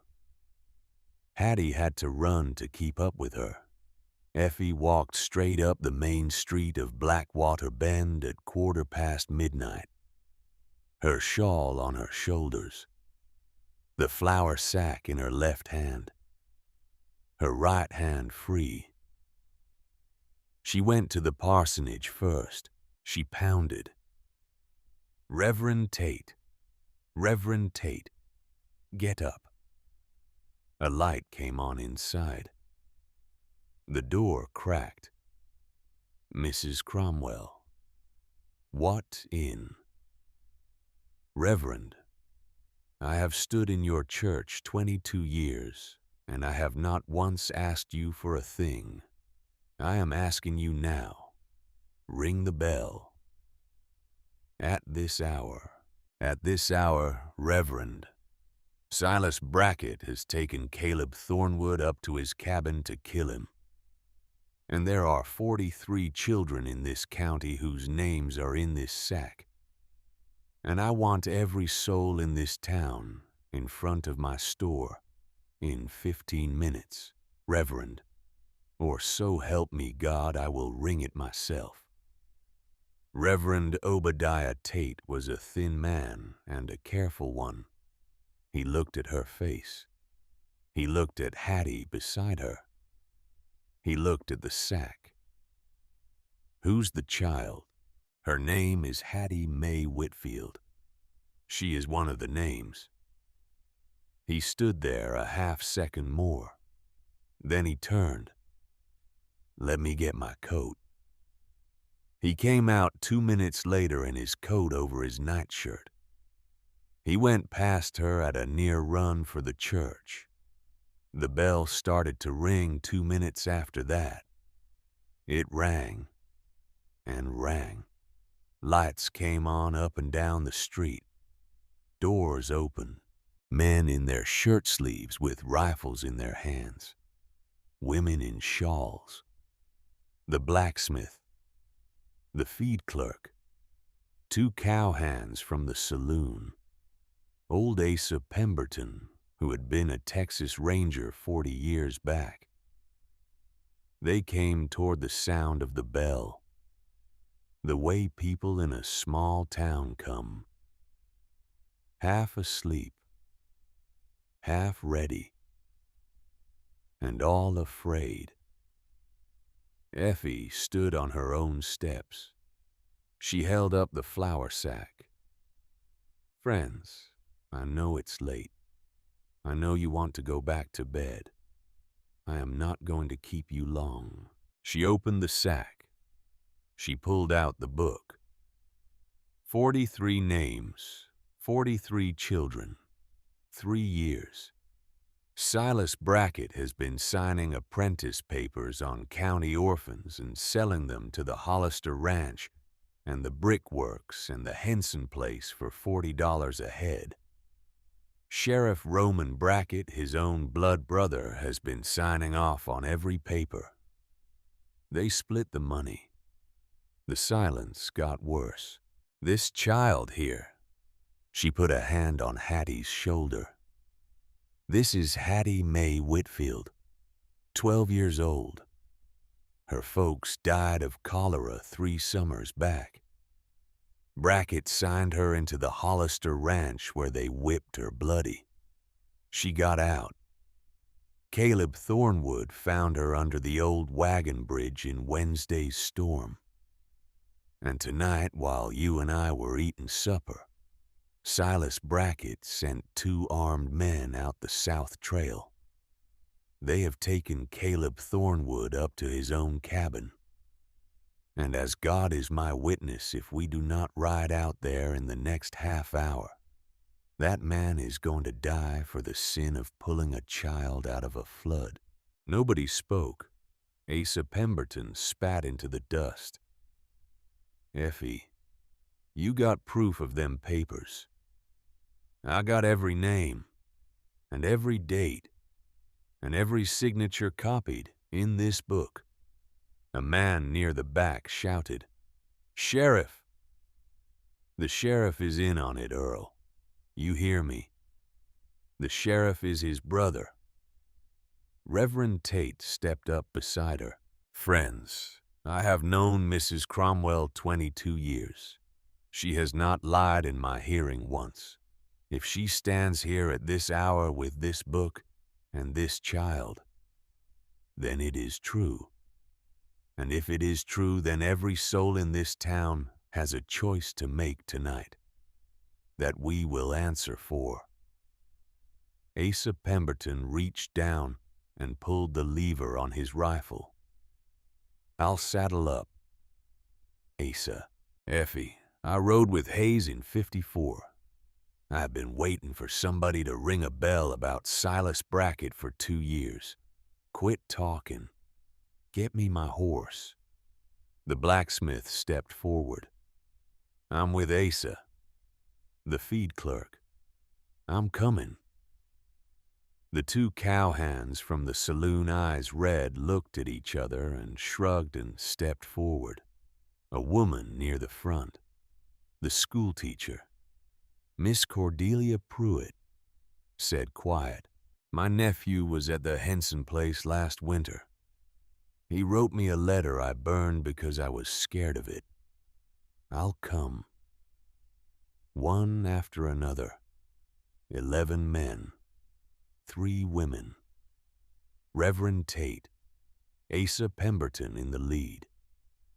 The riders went south out of town at a hard trot. They went without a sheriff, and they went without a warrant, and they went every one of them knowing it. Up at the cabin, Caleb sat in his own chair. His hands were tied behind it. His mouth was bleeding from where the older man had hit him when they brought him through the door. Brackett sat across the table, easy, the lamp between them. Mr. Thornwood, You know why I'm here. I expect I do. Where's the child? Don't know what child you mean. Brackett smiled. He did not look angry. That was the worst of him, Caleb thought. He looked like a man at a card table holding a hand he liked. Mr. Thornwood, let us not insult each other. I saw the mare behind Cromwell's this morning. I am not a stupid man. Never said you was. Where is she? Couldn't tell you. Brackett sighed. Wyatt. Wyatt came around behind the chair and hit him in the kidney. Caleb made a noise. He did not yell. He had been hit in the kidney before. He had been hit in the kidney by men who knew how to do it better than Wyatt did. He spat blood on the floor. He looked up at Brackett. Brackett, you been doing this 3 years, selling children, 43 of them. Brackett went still. Where did you get that number? From a book, a real long book, with all your signatures in it. Brackett's face changed. For a half-second, the easy man at the card table was gone. And what was under him was something different. Something that had been there all along, and Caleb saw it. And saw with great clarity exactly how many people Silas Brackett had probably killed in his life. Doyle. Yes, Mr. Brackett. Ride to Cromwell's, now. Bring me that book. Bring me the woman. Yes, sir. Doyle left. He got about 200 yards down the road. He met 14 riders coming the other way at a trot. He pulled up.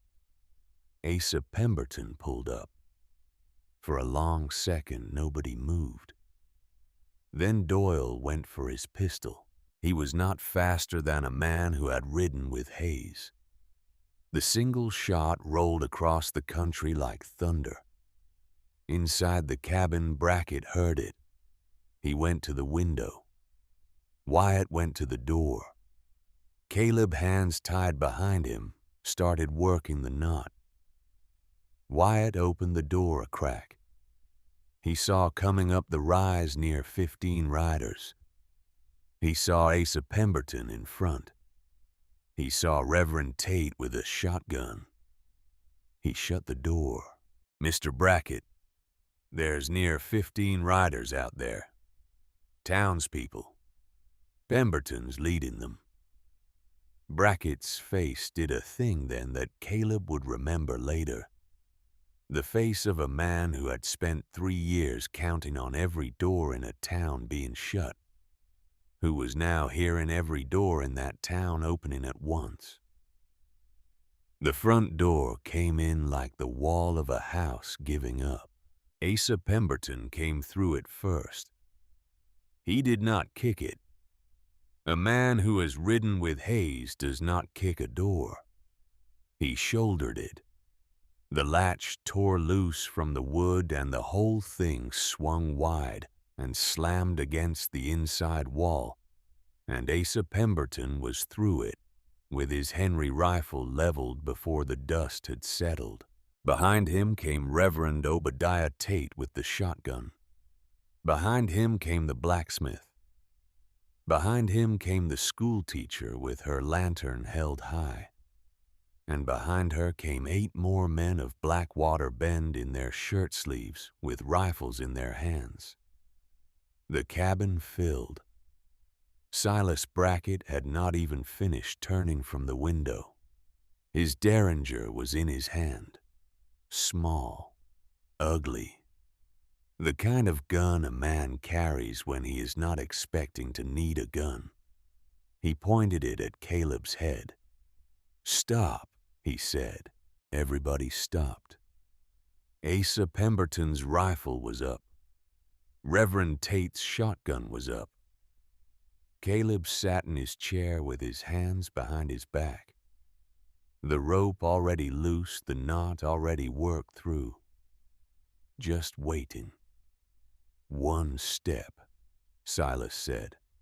"One step closer any of you and Mr. Thornwood here is gonna wear his brains on his own wool."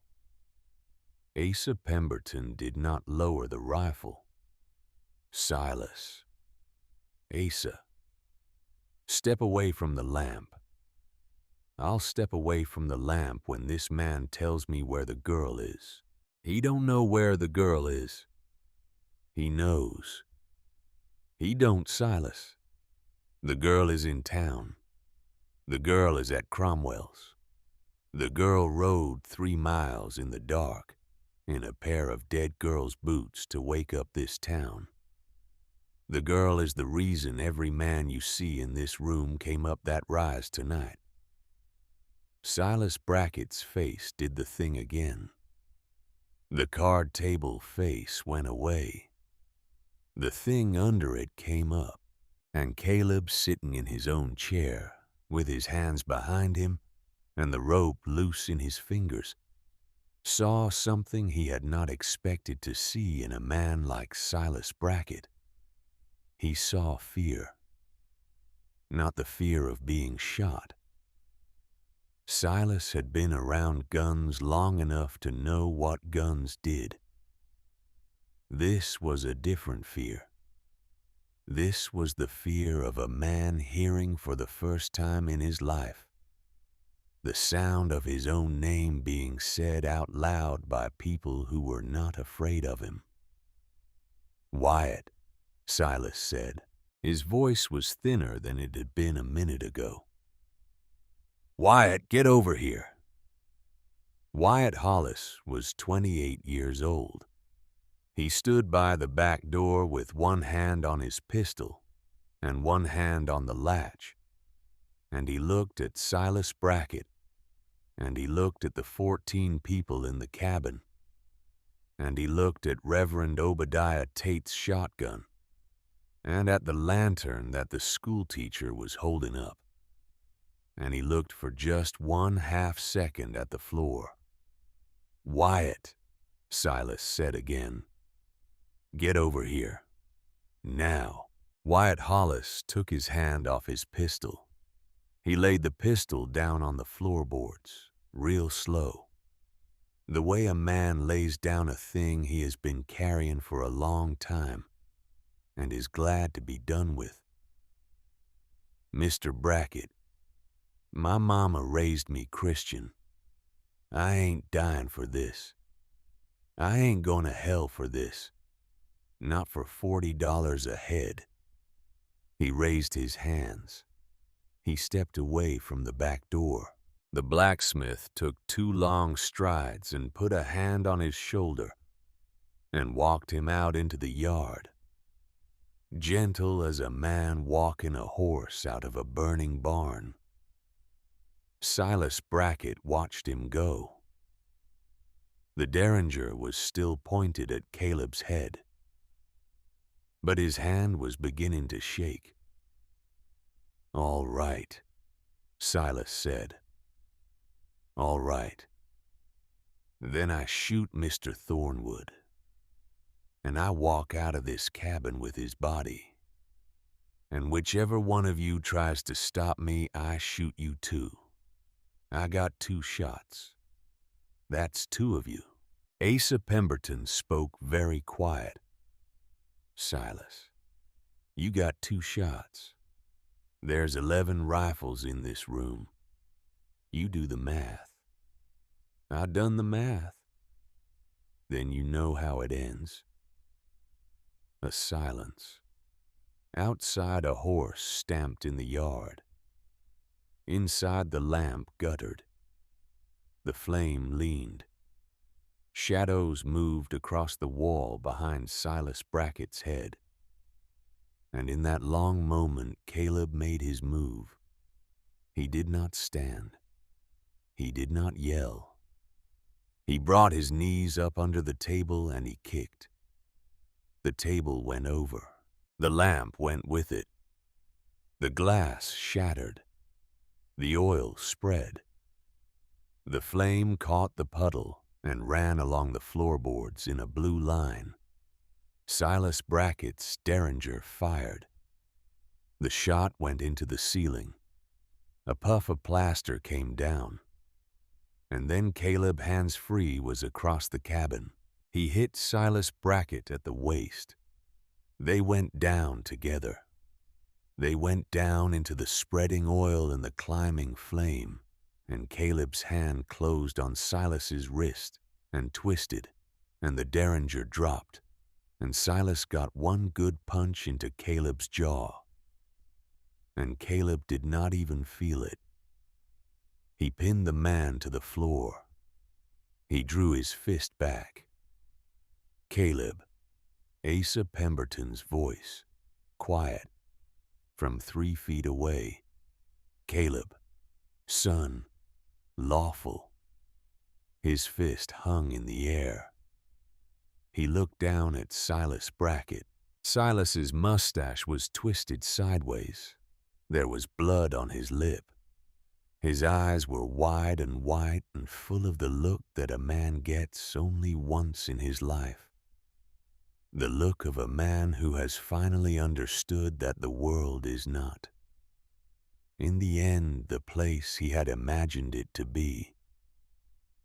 The fist did not come down. Lawful, Caleb said. He said it like a prayer. He said it like a promise to a 63-year-old woman waiting at a counter in a store with a flour sack in her hand. He stood up. He kicked the Derringer across the floor toward Asa's boots. The blacksmith stamped out the fire with his coat. Reverend Tate hauled Silas Brackett up by the collar. 2 cowhands tied his hands behind his back with a length of saddle rope. They were not gentle about it. They were not cruel about it either. They were just done with him. Caleb walked out onto the porch. The dawn was coming up over the cottonwoods, gray turning to gold. The yard was full of horses and men and lanterns. The school teacher was tending to Wyatt Hollis, who was sitting on the porch step with his hands behind his head and tears running down his face, not for himself, just running. And in the middle of all of it, standing in the dirt of his own yard, was a 12-year-old girl in a dark blue dress and a pair of dead girl's boots. Hattie. She had come after all. She had ridden behind one of the cowhands. She had not asked permission. She had just come. She walked across the yard to him. She did not run. She walked the way a person walks when they have decided that running is something other people do. She stopped 3 feet from him. Mr. Thornwood, Miss Whitfield, you're alive. Yes, ma'am. They didn't shoot you.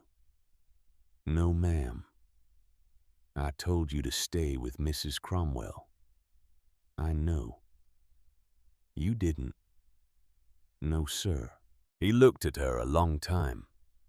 The sun was coming up behind her. It put a little gold on the edge of her hair. Miss Whitfield. Yes. I am glad you didn't. Her mouth went funny. She did not cry, but she came close. Reverend Tate brought Silas Brackett out the door at that moment, bound, hat off, the black coat hanging off one shoulder. They walked him down the porch steps and across the yard to where a horse was saddled and waiting. Hattie did not move out of the way. Silas Brackett walked past her. He did not look at her. She turned. She watched him pass. And then she said, in a voice that carried the way a child's voice carries on a still morning. "Mr. Brackett." He did not turn. "Mr. Brackett, look at me." He stopped. The two men holding his arms stopped. The whole yard stopped. Silas Brackett turned slow and looked down at the 12-year-old girl in the borrowed dress. Her eyes were level. Her hands were at her sides. Her chin was up. "Mr. Brackett, I ain't paper." He did not answer. "I ain't debt." His mouth opened. No sound came out.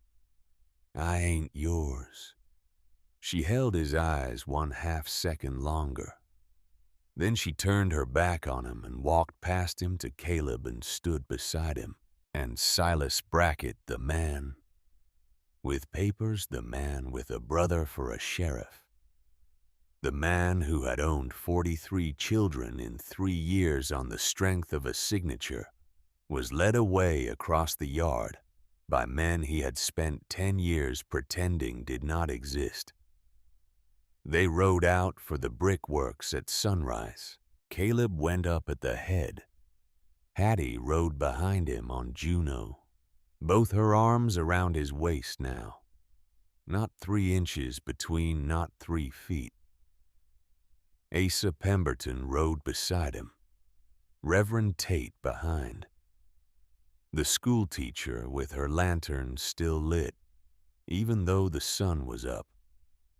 14 riders. A wagon at the rear with 2 men in it.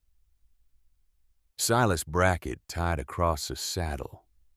Wyatt Hollis untied but disarmed, riding quiet, his head down.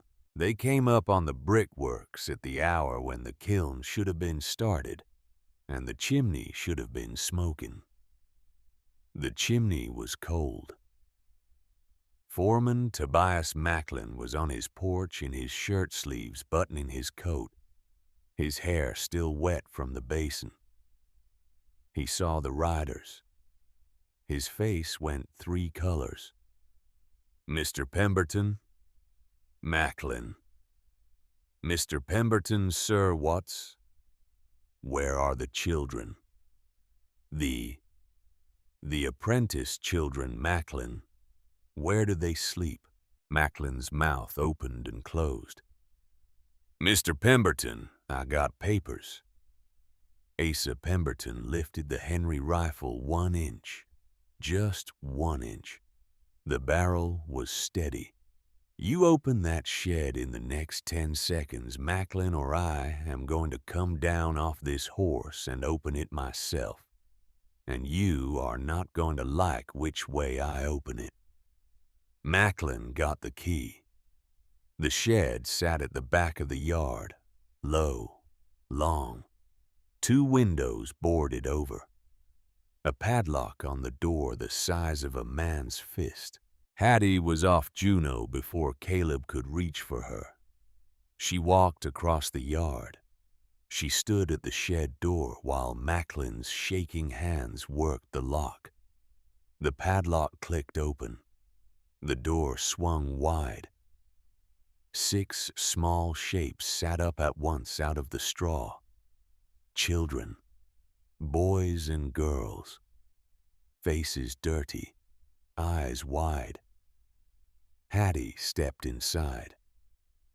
Levi. A long pause. A small voice, thin, disbelieving. "Hattie." A boy stood up out of the straw, 9 years old. A cowlick at the crown of his head, a sore on his cheek that had not healed. He took 1 step toward her, then another. Then he was across the shed and into her, and she had her arms around him and her face was in his hair. And she was making a sound that was not crying and not laughing, but something else. The sound a person makes only once in a life. "You're alive?" he whispered. "I'm alive, Levi. You came back." "I came back," I thought. "I know what you thought.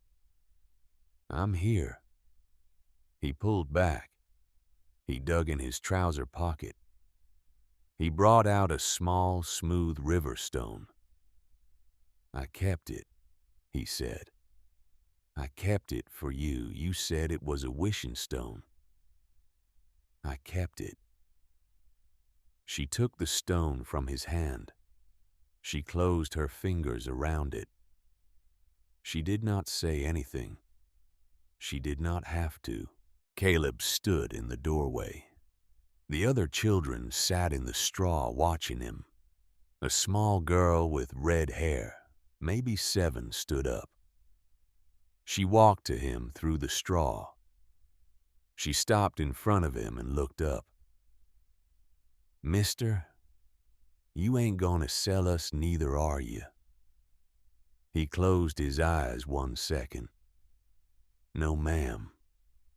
I promise." She raised her arms. He picked her up. She weighed about as much as a sack of flour. She put her face against his neck. She did not say another word. He carried her out into the morning. The Henson place gave up 2 more children without a fight. Old man Henson had been drinking when they rode up his road. He saw 14 riders and a wagon full of children. And he did the only sensible thing a drinking man can do. He sat down on his porch step and put his face in his hands. Finian Pruitt came out of the barn with straw in his hair, and Miss Cordelia Pruitt was off her horse so fast she almost fell. And the boy ran to her and she caught him, and they did not say much. They did not have to. The Hollister Ranch was worse. Jerry Hollister was waiting on his porch with a rifle. 40 years of standing in the dirt of his own ranch and never once losing an argument. He raised the rifle as they came up the lane. "That's far enough." Asa Pemberton pulled up. "Jerry, Pemberton, you bring 14 riders onto my place at sunup, you better have papers." "I got better than papers. I got Silas Brackett in irons. I got a book of 43 names sworn out to half the town of Blackwater Bend. I got a federal marshal riding from Austin who will be here in 3 days. And I got a 12-year-old girl on that horse right there who will, in front of a judge, tell what she lived through on your property." Jerry Hollister did not lower the rifle, but his hand on the rifle began to shake. And then from the bunkhouse behind him, the door opened. A young man stepped out. Hired hand. 22 maybe. Caleb did not know his name. He had his hands open and held out away from his sides. "Mr. Hollister." "Boy, you stay where you are." "Mr. Hollister, sir. I ain't shooting nobody over them girls. My mama raised me better. I'm sorry, Mr. Hollister. I am." 2 more hands came out of the bunkhouse behind him. Both of them hands open. Both of them glad somebody else had spoken first. Jerry Hollister stood on his porch for a long second with a rifle in his hand and a ranch behind him, and 40 years of being right looking him in the face. He lowered the rifle. He set it down on the porch step. "Take them," he said. "Take them and get off my land." There were 4 girls in the Hollister bunkhouse. The oldest was 14. The youngest was 8. They came out into the morning blinking, holding each other's hands. And one of them saw Hattie on Juneau. and said her name like it was a word she had not been allowed to say in a long time. And Hattie slid off Juno and walked to her, and she took the youngest girl's hand, and she did not cry, because she had cried enough. She said, "Cora, it's all right. You're all right now." Caleb watched her. He saw for 1/2 second in the line of her shoulder and the lift of her chin what she would have been if nobody had ever done this to her. And he saw in the same 1/2 second that she still was. They rode back to Blackwater Bend with 13 children, some in the wagon, some behind the women on the horses. Cora May rode in front of Caleb on Juno with Hattie behind him, and the little girl said nothing for the entire mile. But at one point she reached up and put one small, dirty hand against the side of his neck and left it there. And Caleb did not move and did not breathe and did not let his face show one single thing he was feeling. The town was waiting. Word travels in a small town the way fire travels in dry grass. The bell had rung at midnight. The riders had ridden at 1. By sunup, every soul in Blackwater Bend knew. And by the time the wagon came back, the women of the town were on the porches with bread and milk and clean shirts. They had pulled them out of their own children's beds. The men were standing in the street with their hats off. Effie was on the steps of the store. Hattie slid off Juno.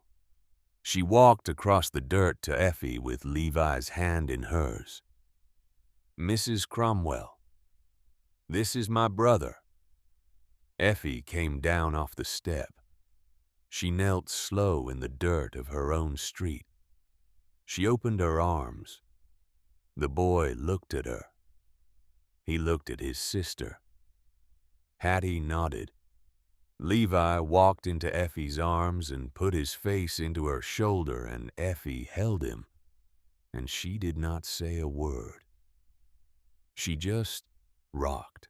Caleb stood by Juno and watched, and something inside his chest that had been broken for 11 years turned over once and settled. And he understood for the first time in a long time that it was going to be all right from here on out. Asa Pemberton came up beside him. Thornwood, Sheriff Roman Brackett, rode out of town 2 hours ago, South Road, toward the border. He worked his jaw a moment. "Asa, let him go." "Thornwood, let him go, Asa. The marshal will find him or he won't. A man like that running for the rest of his life with a star in a saddlebag, he can't ever pin on again. I'd as soon let him have it." Asa considered. He spat once, mild. "All right, son." A woman Caleb did not know came up to him. She was about 50, gray streaks in her hair, a clean shirt folded over her arm. "Mr. Thornwood, this was my husband's. He passed in 83. It's about your size. Ma'am, my boy's name was Daniel. He was at the brickworks last winter. Macklin told me he fell. I never believed him. I never said a word. Take the shirt, Mr. Thornwood." He took it. "Yes, ma'am. Thank you." She walked away. He stood with the shirt over his arm for a long while. The marshal came on Thursday. His name was Garrett Eastman. Tall, slow-talking, a coat that had seen weather, 2 deputies behind him. He sat at Effie's kitchen table for 2 hours with the book open in front of him, while Effie talked and Caleb talked and Hattie talked. At the end of 2 hours, Eastman closed the book and pushed it back across the table. "Mrs. Cromwell, I have been waiting for this book 3 years. Effie's hand went to her mouth. "You knew." "I suspected, ma'am. I had 2 letters from a woman in Bandera who had a sister in this town. I could not act on suspicion. I could act on this." He laid his hand on the book. "Mr. Brackett goes to Austin under guard tomorrow at first light. The Hollisters, the Henson place, Macklin, the lot of them. Federal court. I expect every one of them to hang, or to die in a cell, and I will not lose sleep over which." Caleb leaned forward. "Marshal, there's something else." "What's that?" "Every paper Brackett signed, every contract, every apprentice paper. I want them voided, by name, by the federal court. I want it written down somewhere in Austin that not one of these children was ever in the eyes of the law of this country, the property of any man or any business. I want it written down so it cannot be argued, so that when these children grow up and somebody tries to tell them they were once owned, they can show them a paper that says it was a lie."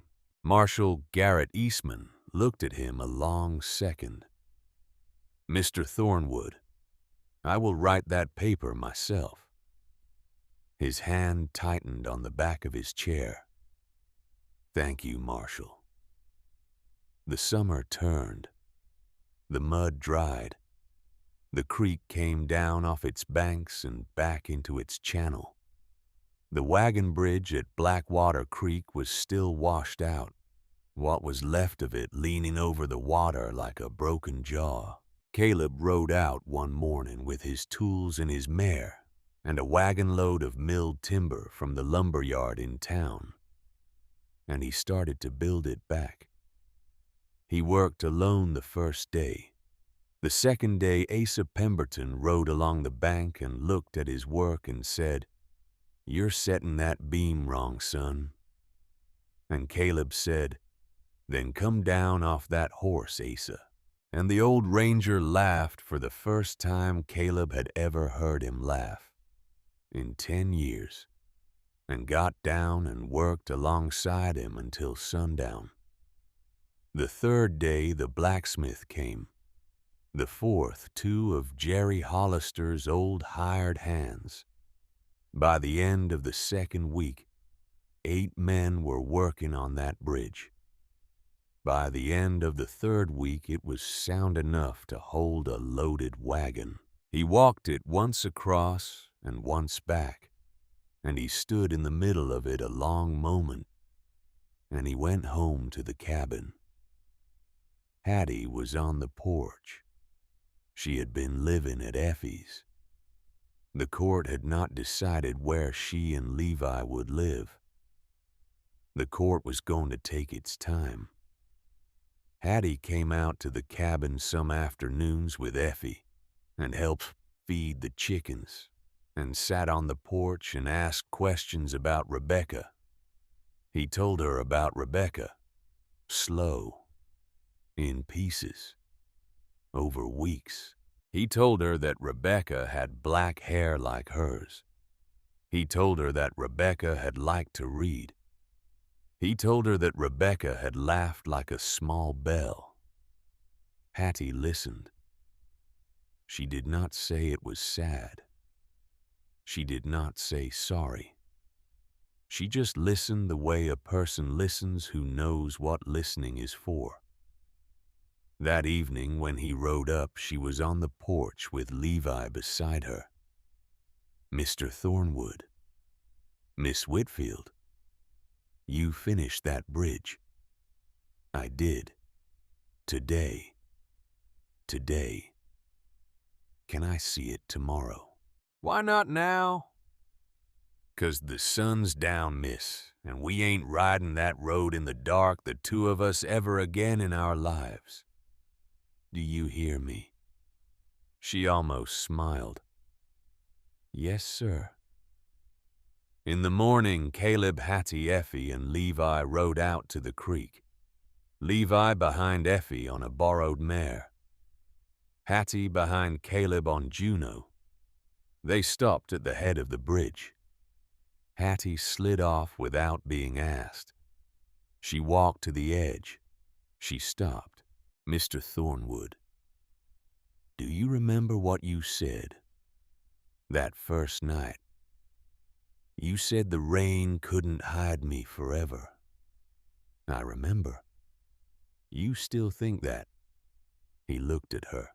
Her hair was clean and braided. Her dress fit her. The whip marks on her shoulder were scars now. Levi was 20 pounds heavier than he had been 6 weeks ago. He had stopped flinching at thunder. Effie had taught both of them their letters again, and Hattie was already reading better than Effie remembered being able to read at her age. No, miss, he said. I think there ain't a man left in this country with the standing to make you hide. Hattie Mae Whitfield. I think there ain't a man left in this country who could. She nodded slow. Then she did the thing. She stepped onto the bridge. She walked it. Slow. Steady. Not looking back. She walked it the whole way across. She walked it alone. She got to the far side. She turned around. She lifted her chin. Mr. Thornwood. Yes, ma'am. I walked it. You did, ma'am. By myself. You did, ma'am. Nobody had to carry me. No, ma'am.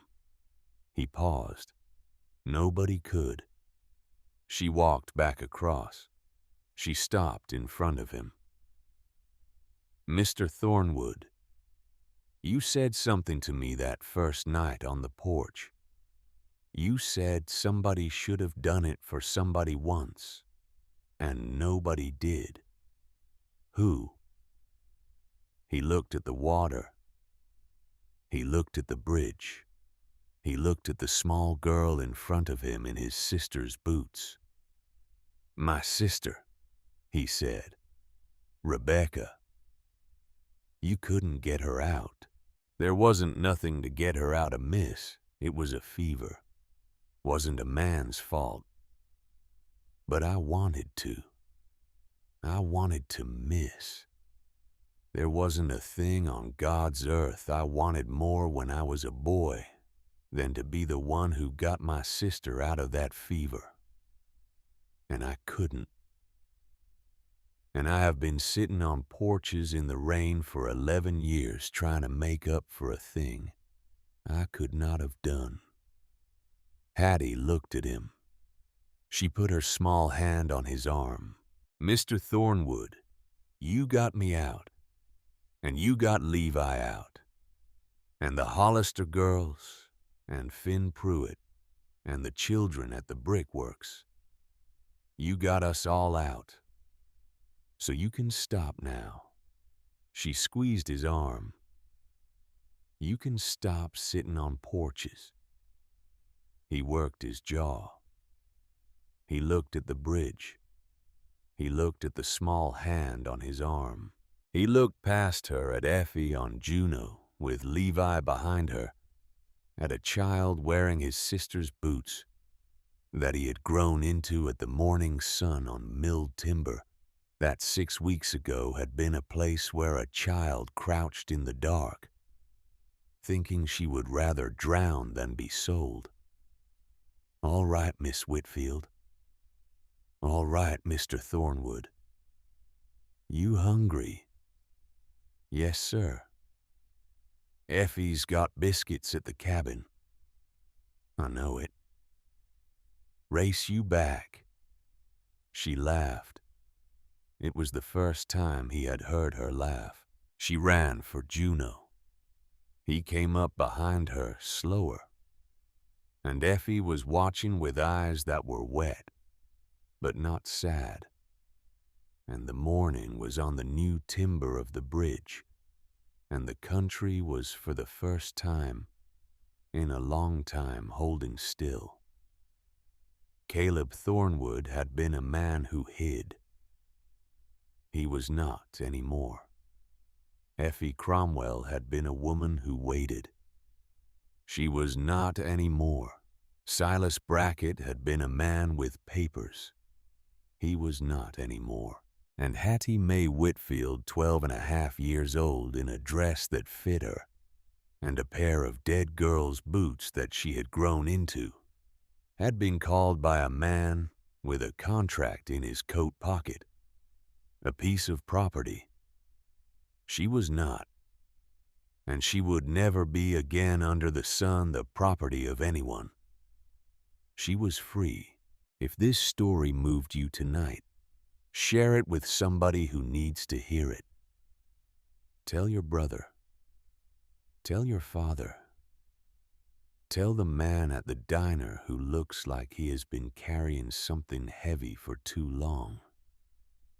Because somewhere on this country tonight, a child is hiding under a bridge, and she is waiting for somebody to come back. Don't let her wait forever.